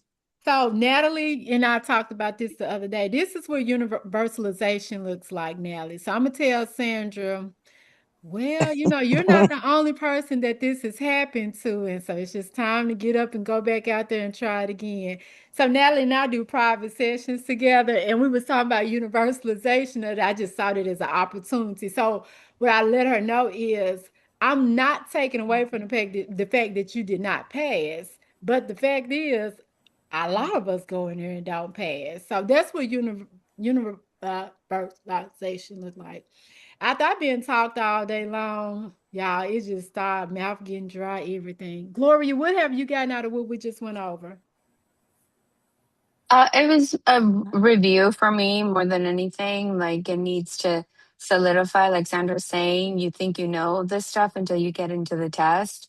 And then you think, okay, I got it. But the minute that you start seeing these questions, um, it dawns on me like I'm stuck. I did have a question on Piaget. Wrote it down here. So, is magical thinking part of the thinking process when they're in the pre-operational stage? Mhm. And so remember, magical thinking and it's in two forms. If it's 5 and under, it's magical thinking and it's appropriate. It's appropriate for a kid to say, my bad dream, I had a nightmare, and that's why it's storming outside. It's not appropriate for somebody over their age to be saying, if I don't wear my lucky socks, I'm not going to pass my exam. My lucky socks is what helped me pass my exam, or my lucky socks. And it really starts looking, after that, it could be considered as psychotic. So somebody's Okay. going into a psychotic and they're talking about when they go to the casino, they take the leprechaun with them and the leprechaun helps them win the jackpot. That's a different form of magical thinking because remember, a kid can't go to the casino, so that's an adult. So you have to assess the person's mental state at that time. Okay. And then that's pre-operational is when is the object Permanency. permanence? Yeah. Mm-hmm. Okay. Yep. Thank And you. so kids also see things like they start seeing themselves as being able to do the things that adults do. They start having the imaginary friends. And like I said, the imaginary friends, it's normal up until the age of 6. Okay. True story. Like I said, my grandson, he's 6 now, but when he was 5, there was this bear that went everywhere we went. I have never yet seen this bear. And one day he was going to call CPS on me because I was rushing them to get out of the car to go into Walmart. And because I rushed them, he ended up accidentally leaving baby bear in the car.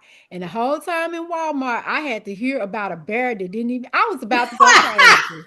I was like, you know what? Let's just go back to the car and get baby bear. Because I was about to, so they would drive you crazy at that age. And I left my shopping cart in the floor, went back to the car to open up a door to get a bear that was not there.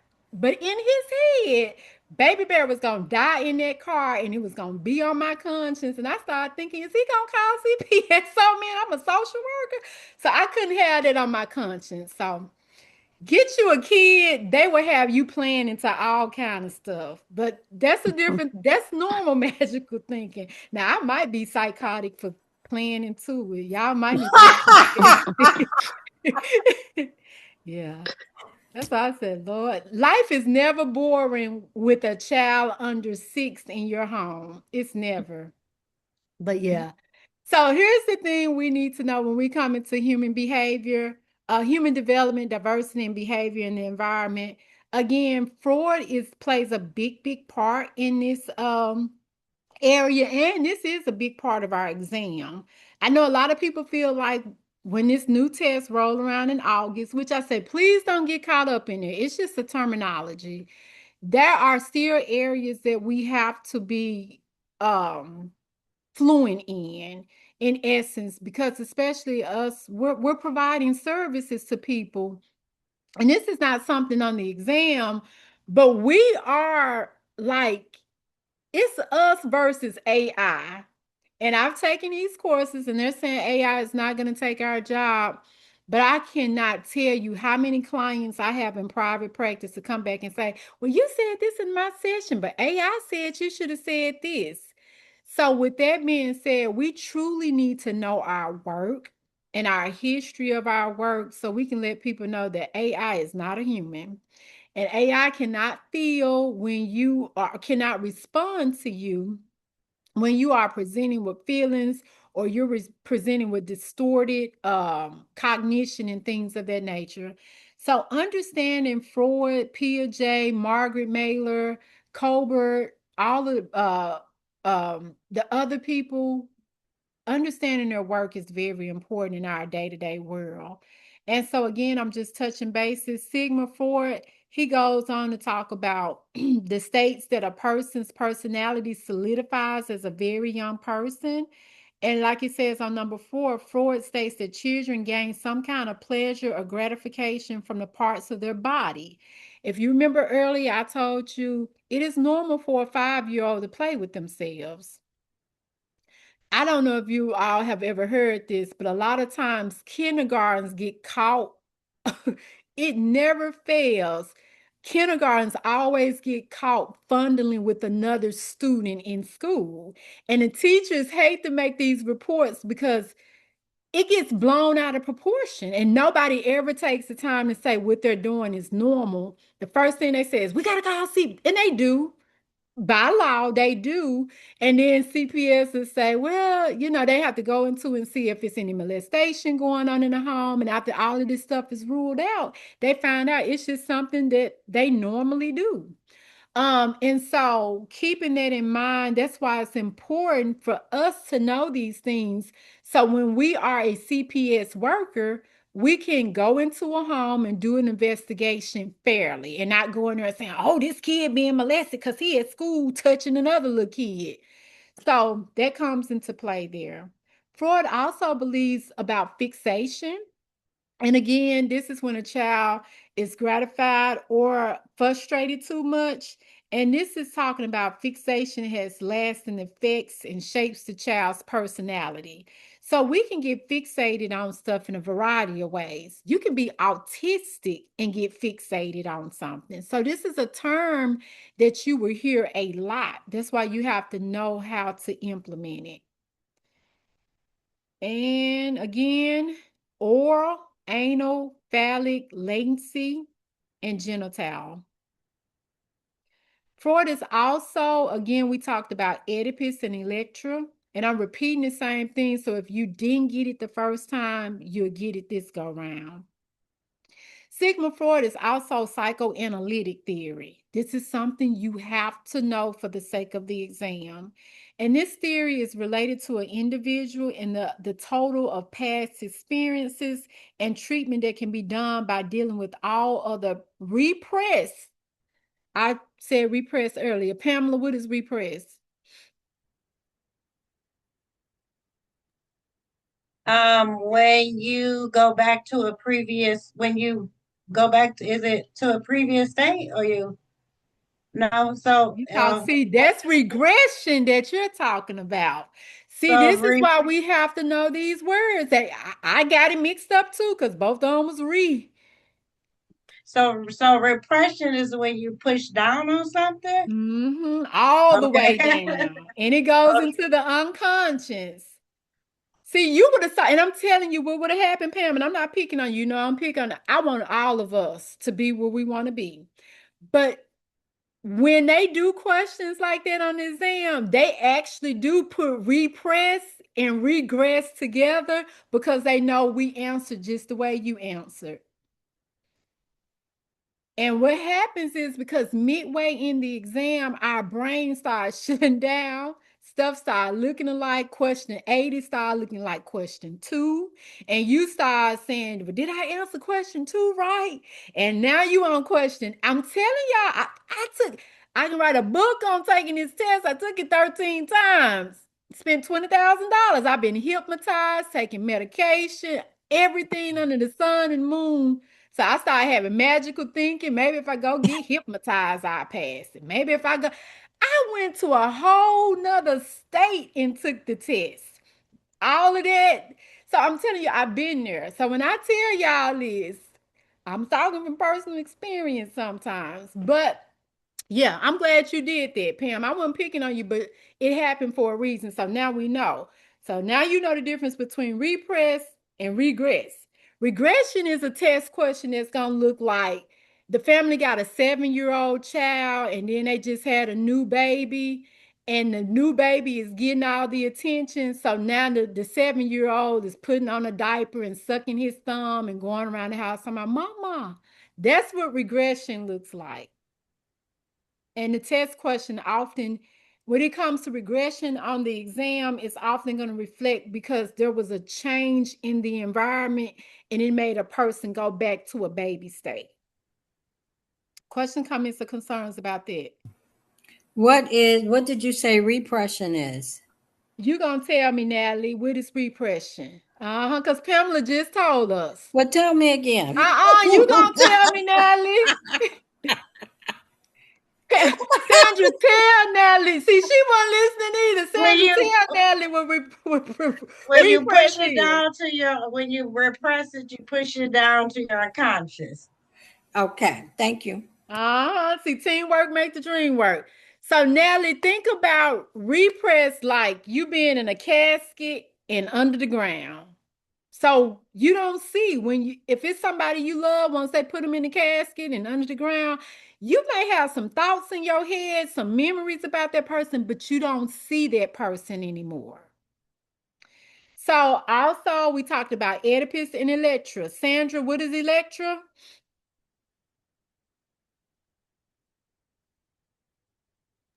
Hold on, let me get myself together. Okay. Electra's when the girl envies the father. Mm-hmm. Wait a minute, say it again. When the girl do what? I say envies. Daddy's girl. She's a daddy's girl, Sandra. Well, no, oh, okay, yeah, that's backwards. I'm sorry. Mm-hmm. Mm-hmm. I got that backwards. See, I Mm-hmm. got it backwards. So That's let's right. do it again. What's Electra? That's daddy's girl. And so what is the Oedipus? That's mommy's boy. And so in the Oedipus stage, why does the little boy not like his dad? He's envious of his penis. Yep. And it's called Station. castration. Yeah. And it shows up on the word castration, shows up on the exam. So if you've never seen that word, I always think about like Vidal Castro. Don't ask me why. But castration is an anxiety. And it's an anxiety that a little boy has that his dad has taken his mama penis away. And until they get older and understand it, they just think it is what it is. So let's see. Y'all are doing good. Okay. What Gloria and went away. Natalie, tell me about the id. Um, the it is your president. Why you gotta be my president? I got that from my teacher. I take that. It's the pleasure principle. The pleasure principle. Yeah, they want And to avoid pain. And Dr. Pam always says that Janet Jackson had a Jackson. song about and she does, the pleasure Mm-hmm. principle.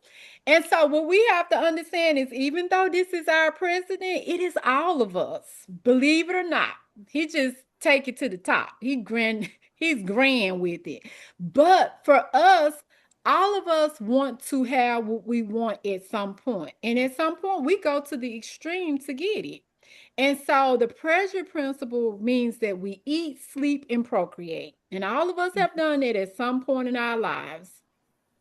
It's going to be the ones that don't have kids to show that's going to say, well, I didn't do the last part. But needless to say, so eat, sleep, and procreate, that is something that our bodies do. We get a pleasure from sex. That's why you always hear it in the study a lot, gratification, pleasure, things of that nature. So that's why when stimulus is put into place, it makes us feel good. So when there's something that we like or desire and we get it, we feel good about it. So, Gloria, what is ego?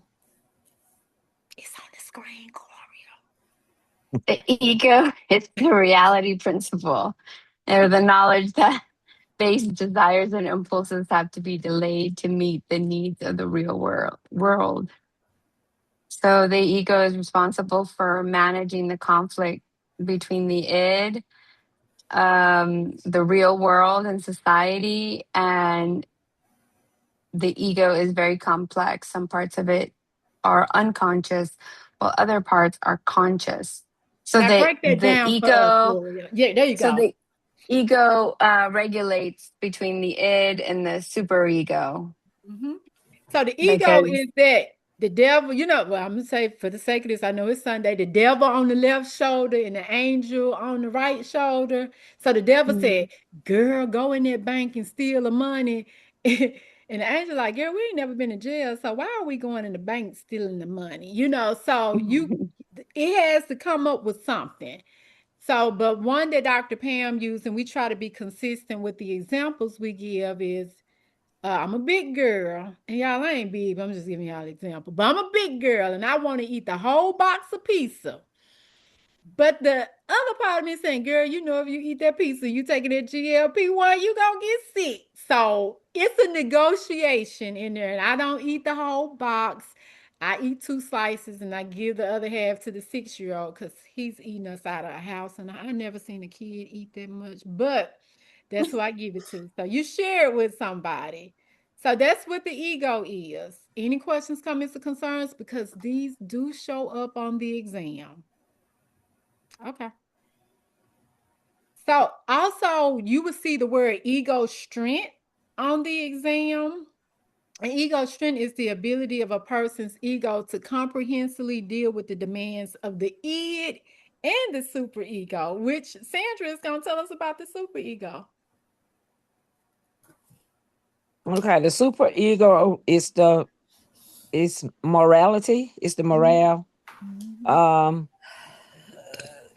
and that means like you want to conform to society, do all the stuff that's right. Um it's the reason, I guess, here it says it's the reason why someone feels bad for disregarding the Mhm. norms of society. Mhm. But everybody don't feel that way. But we all at some point, even though we may not show that we feel guilty, we all feel guilty at some point about something. And so that's what the super ego is. It's those things that's been instilled in us, even if our parents or our family didn't teach them to. It's stuff we learned along the way. But it's that gut feeling you have when you know you shouldn't be doing something. So it's your values, your morals, your ethics, the principles, the things that you know. Questions, comments, or concerns? Let's talk about.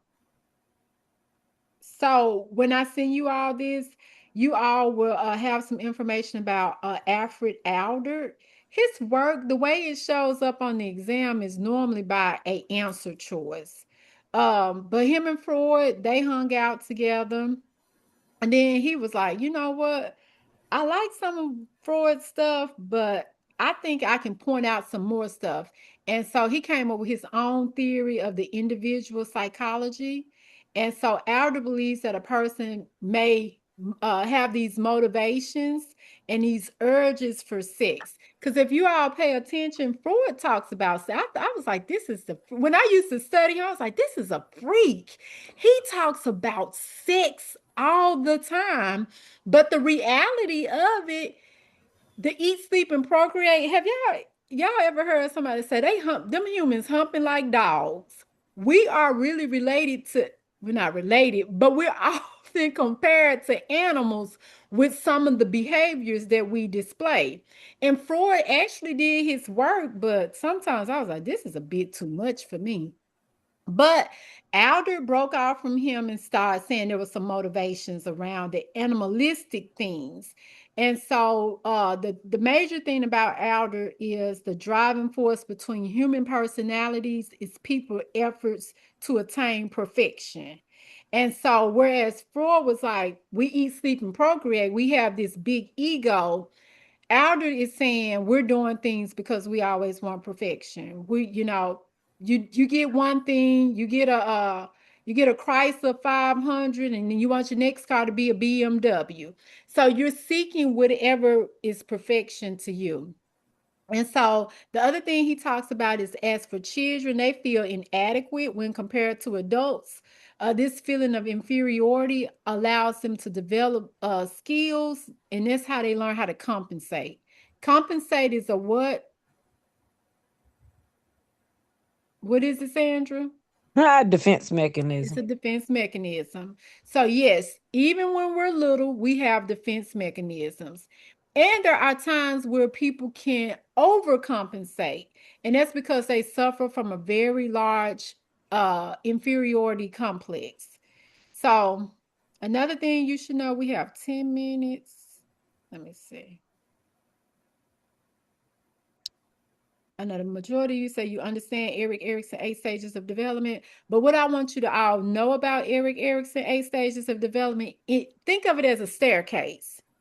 You start off as a kid and it takes you all the way to your grave. The majority of us, or everybody on this call, is in the generativity versus stagnation stage. That means that we are about 40 up, unless I got it wrong. I'm sorry if you're under 40, then I do apologize.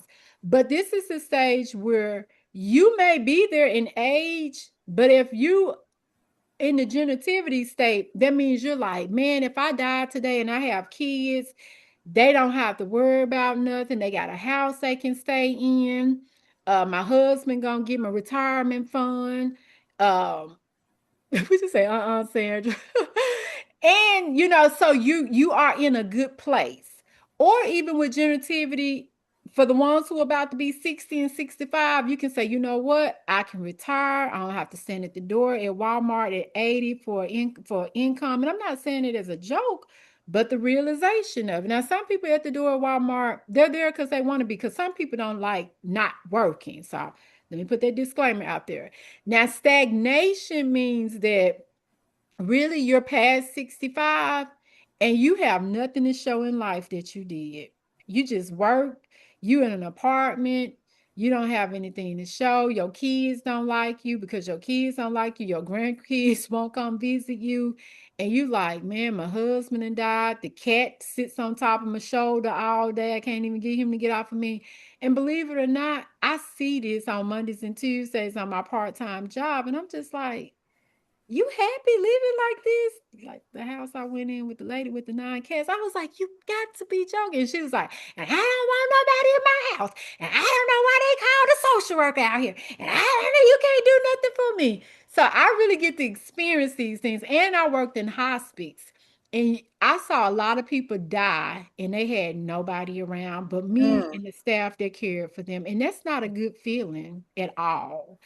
So this is what Eric Erickson stages look like. And if you don't, if you're not successful in trust and you end up on the mistrust side, you typically start failing in life as you progress in age. Questions, comments, or concerns about what I just said? Okay. Object relation. There's my Margaret Mailer stuff. Please learn her stuff. Don't get her first stage of autistic mixed up with autism. Although it's somewhat the same, but when we're all born, we're all autistic. We don't know what's going on. We don't even know we in a place called the world. We just here. We can't see. People think we can hear. We just make noise. We eat, sleep, and procreate. We poop, eat, and make noise. That's what autism looks like. So when you learn her work, what you're gonna find is on the test, 99% of us do not know what the word reproachment means. And reproachment is actually one of the test questions that shows up. And so, in essence, reproachment is considered as a crisis for a child that's between the age of 1 to 2. And they want to be sued by their mother, mom not there. The child is concerned that the mom and left and not coming back. This is the age where our kids are in preschool and we drop them off and hit the door and they're like, wait a minute, where's she going? And then when they notice that we come back to pick them up, it becomes a solidified and a good thing for them. So as they continue to age, the goal is for them to think when mama leaves, she's gonna come back. But there are real cases where even after 4 or 5, mama leaves and never come back. It could be she was killed, she was something happened where she was like, I don't even want to be a mama anymore. So a child could be doing good and then get to this stage and get messed up. So keep that in mind. Object constancy, Gloria. Object constancy is something Margaret Mailer also focuses on. So you have to be able to differentiate which founder is using this terminology on the exam. Well, isn't it object constancy and then object permanency? Permanency. Mm-hmm. Hmm. Yeah. Okay. And what's the difference between um Mahler and, because Bowlby also has an attachment, right? That's why I say you have Right? to be able to know all of it. I don't want to say Okay. no, but you do need to know. Bowlby stuff doesn't show up as much on the exam Okay. as Okay. anybody else stuff. It's just his stuff we need to be familiar with. Okay. The process of social development, it is very important to know this because what ends up happening is when it comes to social development, it teaches a child how to interact with others. That's why we have parents and then we have school to teach these things. And so what we have to understand is in the end, after social development, then we have emotional development. So social development is you go out there and you don't put, I can't tell you how many times I tell this 6-year-old when he go to campus school, we in the car, I was like, so what do? I go in there and I don't talk to people like I'm their parents and I don't put my hands on anybody. So that's what that social development is. You're telling kids what to do, how to sustain friendships. And then you have the emotional development. They start feeling.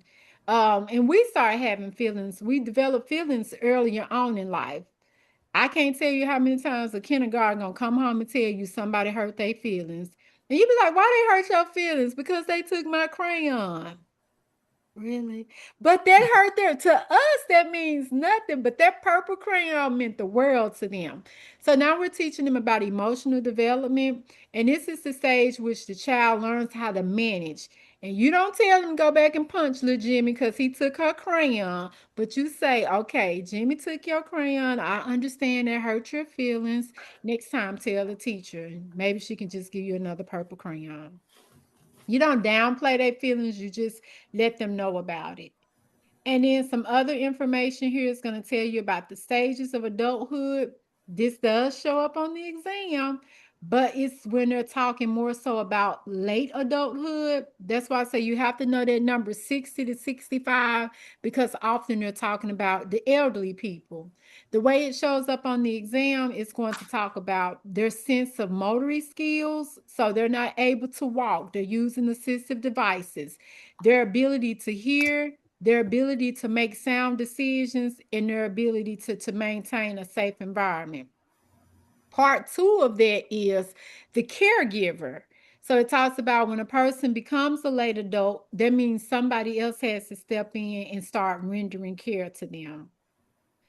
So, questions, comments, or concerns about anything I mentioned so far? Let's see. What else can I touch bases on in these last 2 minutes? Remember cognition. We can be born normal, no mental health issues, and then something can happen to us. That's another thing that shows up on the exam for the elderly population. They fall a lot, and so they end up breaking bones. They end up having the UTIs, and they end up having brain injuries, or it ends up turning into dementia or Alzheimer's. I put some pictures in here. So when if you all choose to read this and your brain starts fading out, you got some pictures to wake you back up. Again, we have to know about normal sexual development because you should be able to understand, like I mentioned earlier, that because of five, and this does show up on the exam, because a 5-year-old is touching another 5-year-old privacy at school does not always means it warrants a CPS referral. You have to know that that's part of normal sexual development. And this tells you all about um, let's see, 3-year-olds play with themselves, but you have to also understand 5-year-olds play with other people. And people that are considered as developmentally delayed, they have a high sex drive. I used to work in a group home that serviced individuals that were low functioning, and the things that I saw sometimes. But we had to understand that they have a high sex drive, so they masturbate a lot. So Mhm. that's something that you should be aware of as well. Okay, we at 6 o'clock. You all will get this information. I'm going to pull the screen down. I know everybody has basically said the same thing, but we'll go through it again. Gloria, what did you get out of tonight overall? Just a great review of things, just reminding me of what I really need to hone in and memorize. Um, No, Gloria, we don't do that. well, not memorize, but just know the word. There you Just go. recall, bring it back up. What is that? Mhm.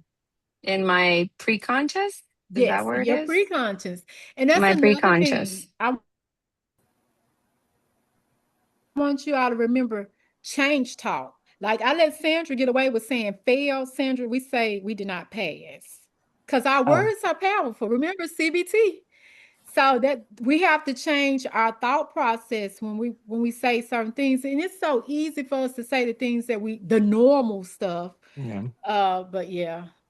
Thank you, Hmm. Gloria, for Hmm. sharing it. Pamela, It was a great recap over all the sessions of human development. And also it taught me just to kind of pay attention to those terms because it could be some similar terms within those categories. y'all guess what Pam do in the next 72 hours? She take her Taking my exam. test. Yeah, she takes her You exam. got this. Yes. Just make sure you pay attention to those words, Pamela. Okay. Natalie, The gender fluidity. Am I saying it right? Natalie, I got a messed up tongue too. Gender Oh, fluidity. fluidity. Yeah. Okay. Well, I give stuff new names anyway. Okay. That's like me. Yeah. Anything associated, it could be Disney World. I'm gonna say Disneyland. And my cousin's like, "Are you talking about Disney World?" I'm like, "Yeah, that's Disney." She was like, "Baby, Disney World and Disneyland is two different places." So, Natalie, we have to get it right. Okay. So you get now. So what is gender fluidity now, That's Natalie? whatever a person say they are. It's whatever they say, and it's the norm for them, and we have to acknowledge that. Yes. Yeah. Yeah. Anything else that you got tonight? The selective institutional programs, Social Security, the FEMA stuff, that's just stuff that I think I've heard along the way, but I'll read it when you give up the handout. Okay. Okay. Perfect. Sandra. It was just a good refresher for me. And I'm gonna continue to come to group. I know I'm here. I'm here and there. But you're close. And one thing about it is you are recognizing more because I keep hearing you say it. And so now it's just paying attention, slowing down. What I do recommend, Sandra, if you haven't started doing it, when you do practice test questions going forward, read the last sentence first and do process of elimination on everything, even if it's just three answer choices. And before you say, well, when it's four, you take away two, you left with two. But when it's three, you take away one. It's like saying this is the absolute answer. And what you're going to say is you're going to go back to that question and you're going to say, do this, is this the best? Because what it really is saying, you mentioned it earlier, you get down to those two and you like, but which one is it in this two? And when you have to ask yourself that's that gut feeling. Act on it. Just go back and look at those choices again and see it's one word in there that's gonna make a big difference. Yeah, that's my problem. I can get it down to two, and because I just knew I had passed that test. I mean, so I wasn't too disappointed. Mhm.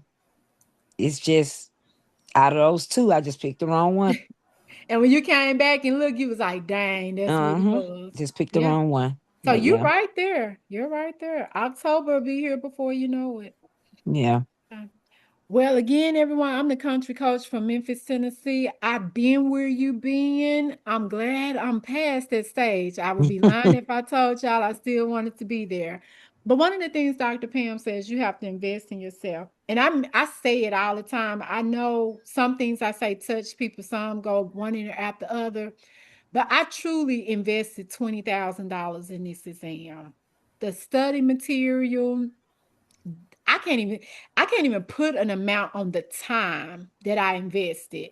I will tell you it I people ex-boyfriends broke up with me because they was like, you we out of town and you studying. And I'm like, I got to. They was like, this is taking too much. I had two nervous breakdowns in the midst of taking this Mm. exam.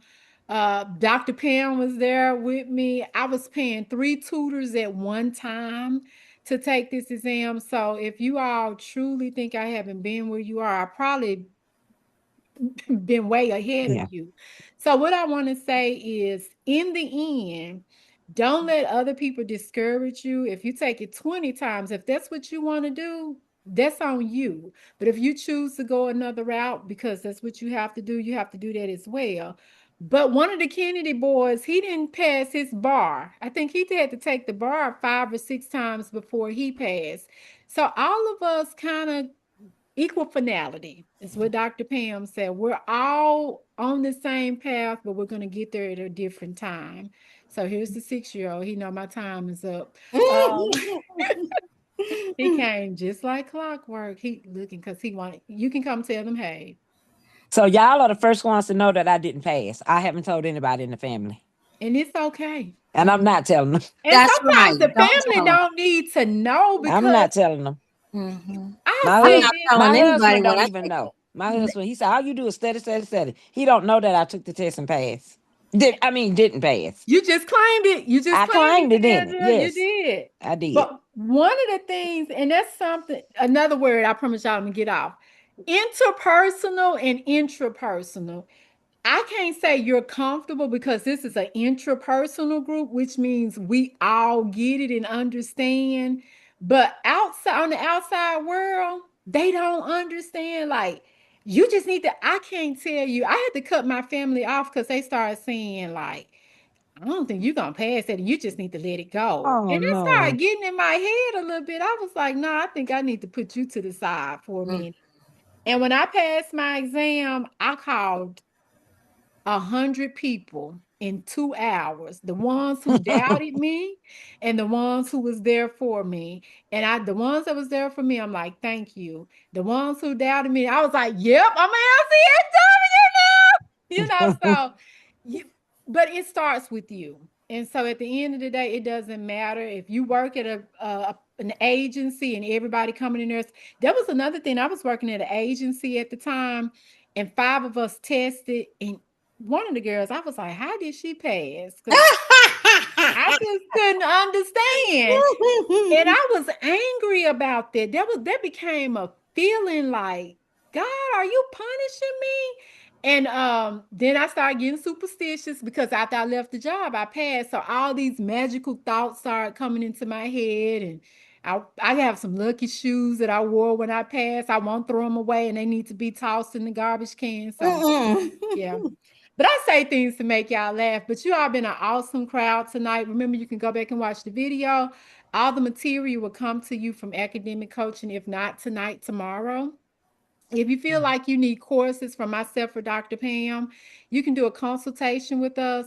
And just in case you didn't know, we do YouTube videos. It's like one question. I think they come out once a week. And so you will hear myself and Dr. Pam doing questions where you can just walk through that one question with us, and they really help. So that's And when it. is that? It's on YouTube. You Oh, can okay. Google academic coaching Oh, the word I coaching. listen to a lot of her Oh stuff on yeah. there. So Hmm. yeah. Okay. But everybody, good night. And I probably won't see you all again until September, unless Dr. Pam calls. I really need you to do this group tonight, but I'm preparing for Greece. I So gotta are take there a gonna break. be groups? There are gonna be groups though, right? The groups continue, so they alternate between Dr. Pam and I. on Sundays, but I think this is my last Sunday until September. Okay. Yeah, and like I said, occasionally someone come up and she'll call me, and I might have to take it. But I normally take August off and just try to give myself a break. Okay. Mhm. Okay. Unless it's a private student. So I have a private student on here now. I see her next week. Okay. Oh, okay. Pam. Oh, before we end, okay, this is it for real, y'all. Mhm. Everybody, we're gonna say a word of encouragement to Pam. You go Yes. first, Sandra. Pam, going now with Miss Sherry and Dr. Pam on your shoulder. Sherry on one, Dr. Pam on the other one. You got this. That's that ego. Right? Natalie, My prayers are with you, and all is well. Everything will be in divine order.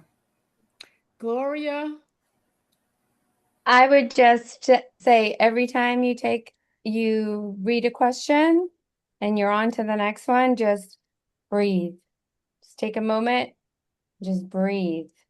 And breathing is going to get you through it in no time with your pass. And I end with the Thank words of you.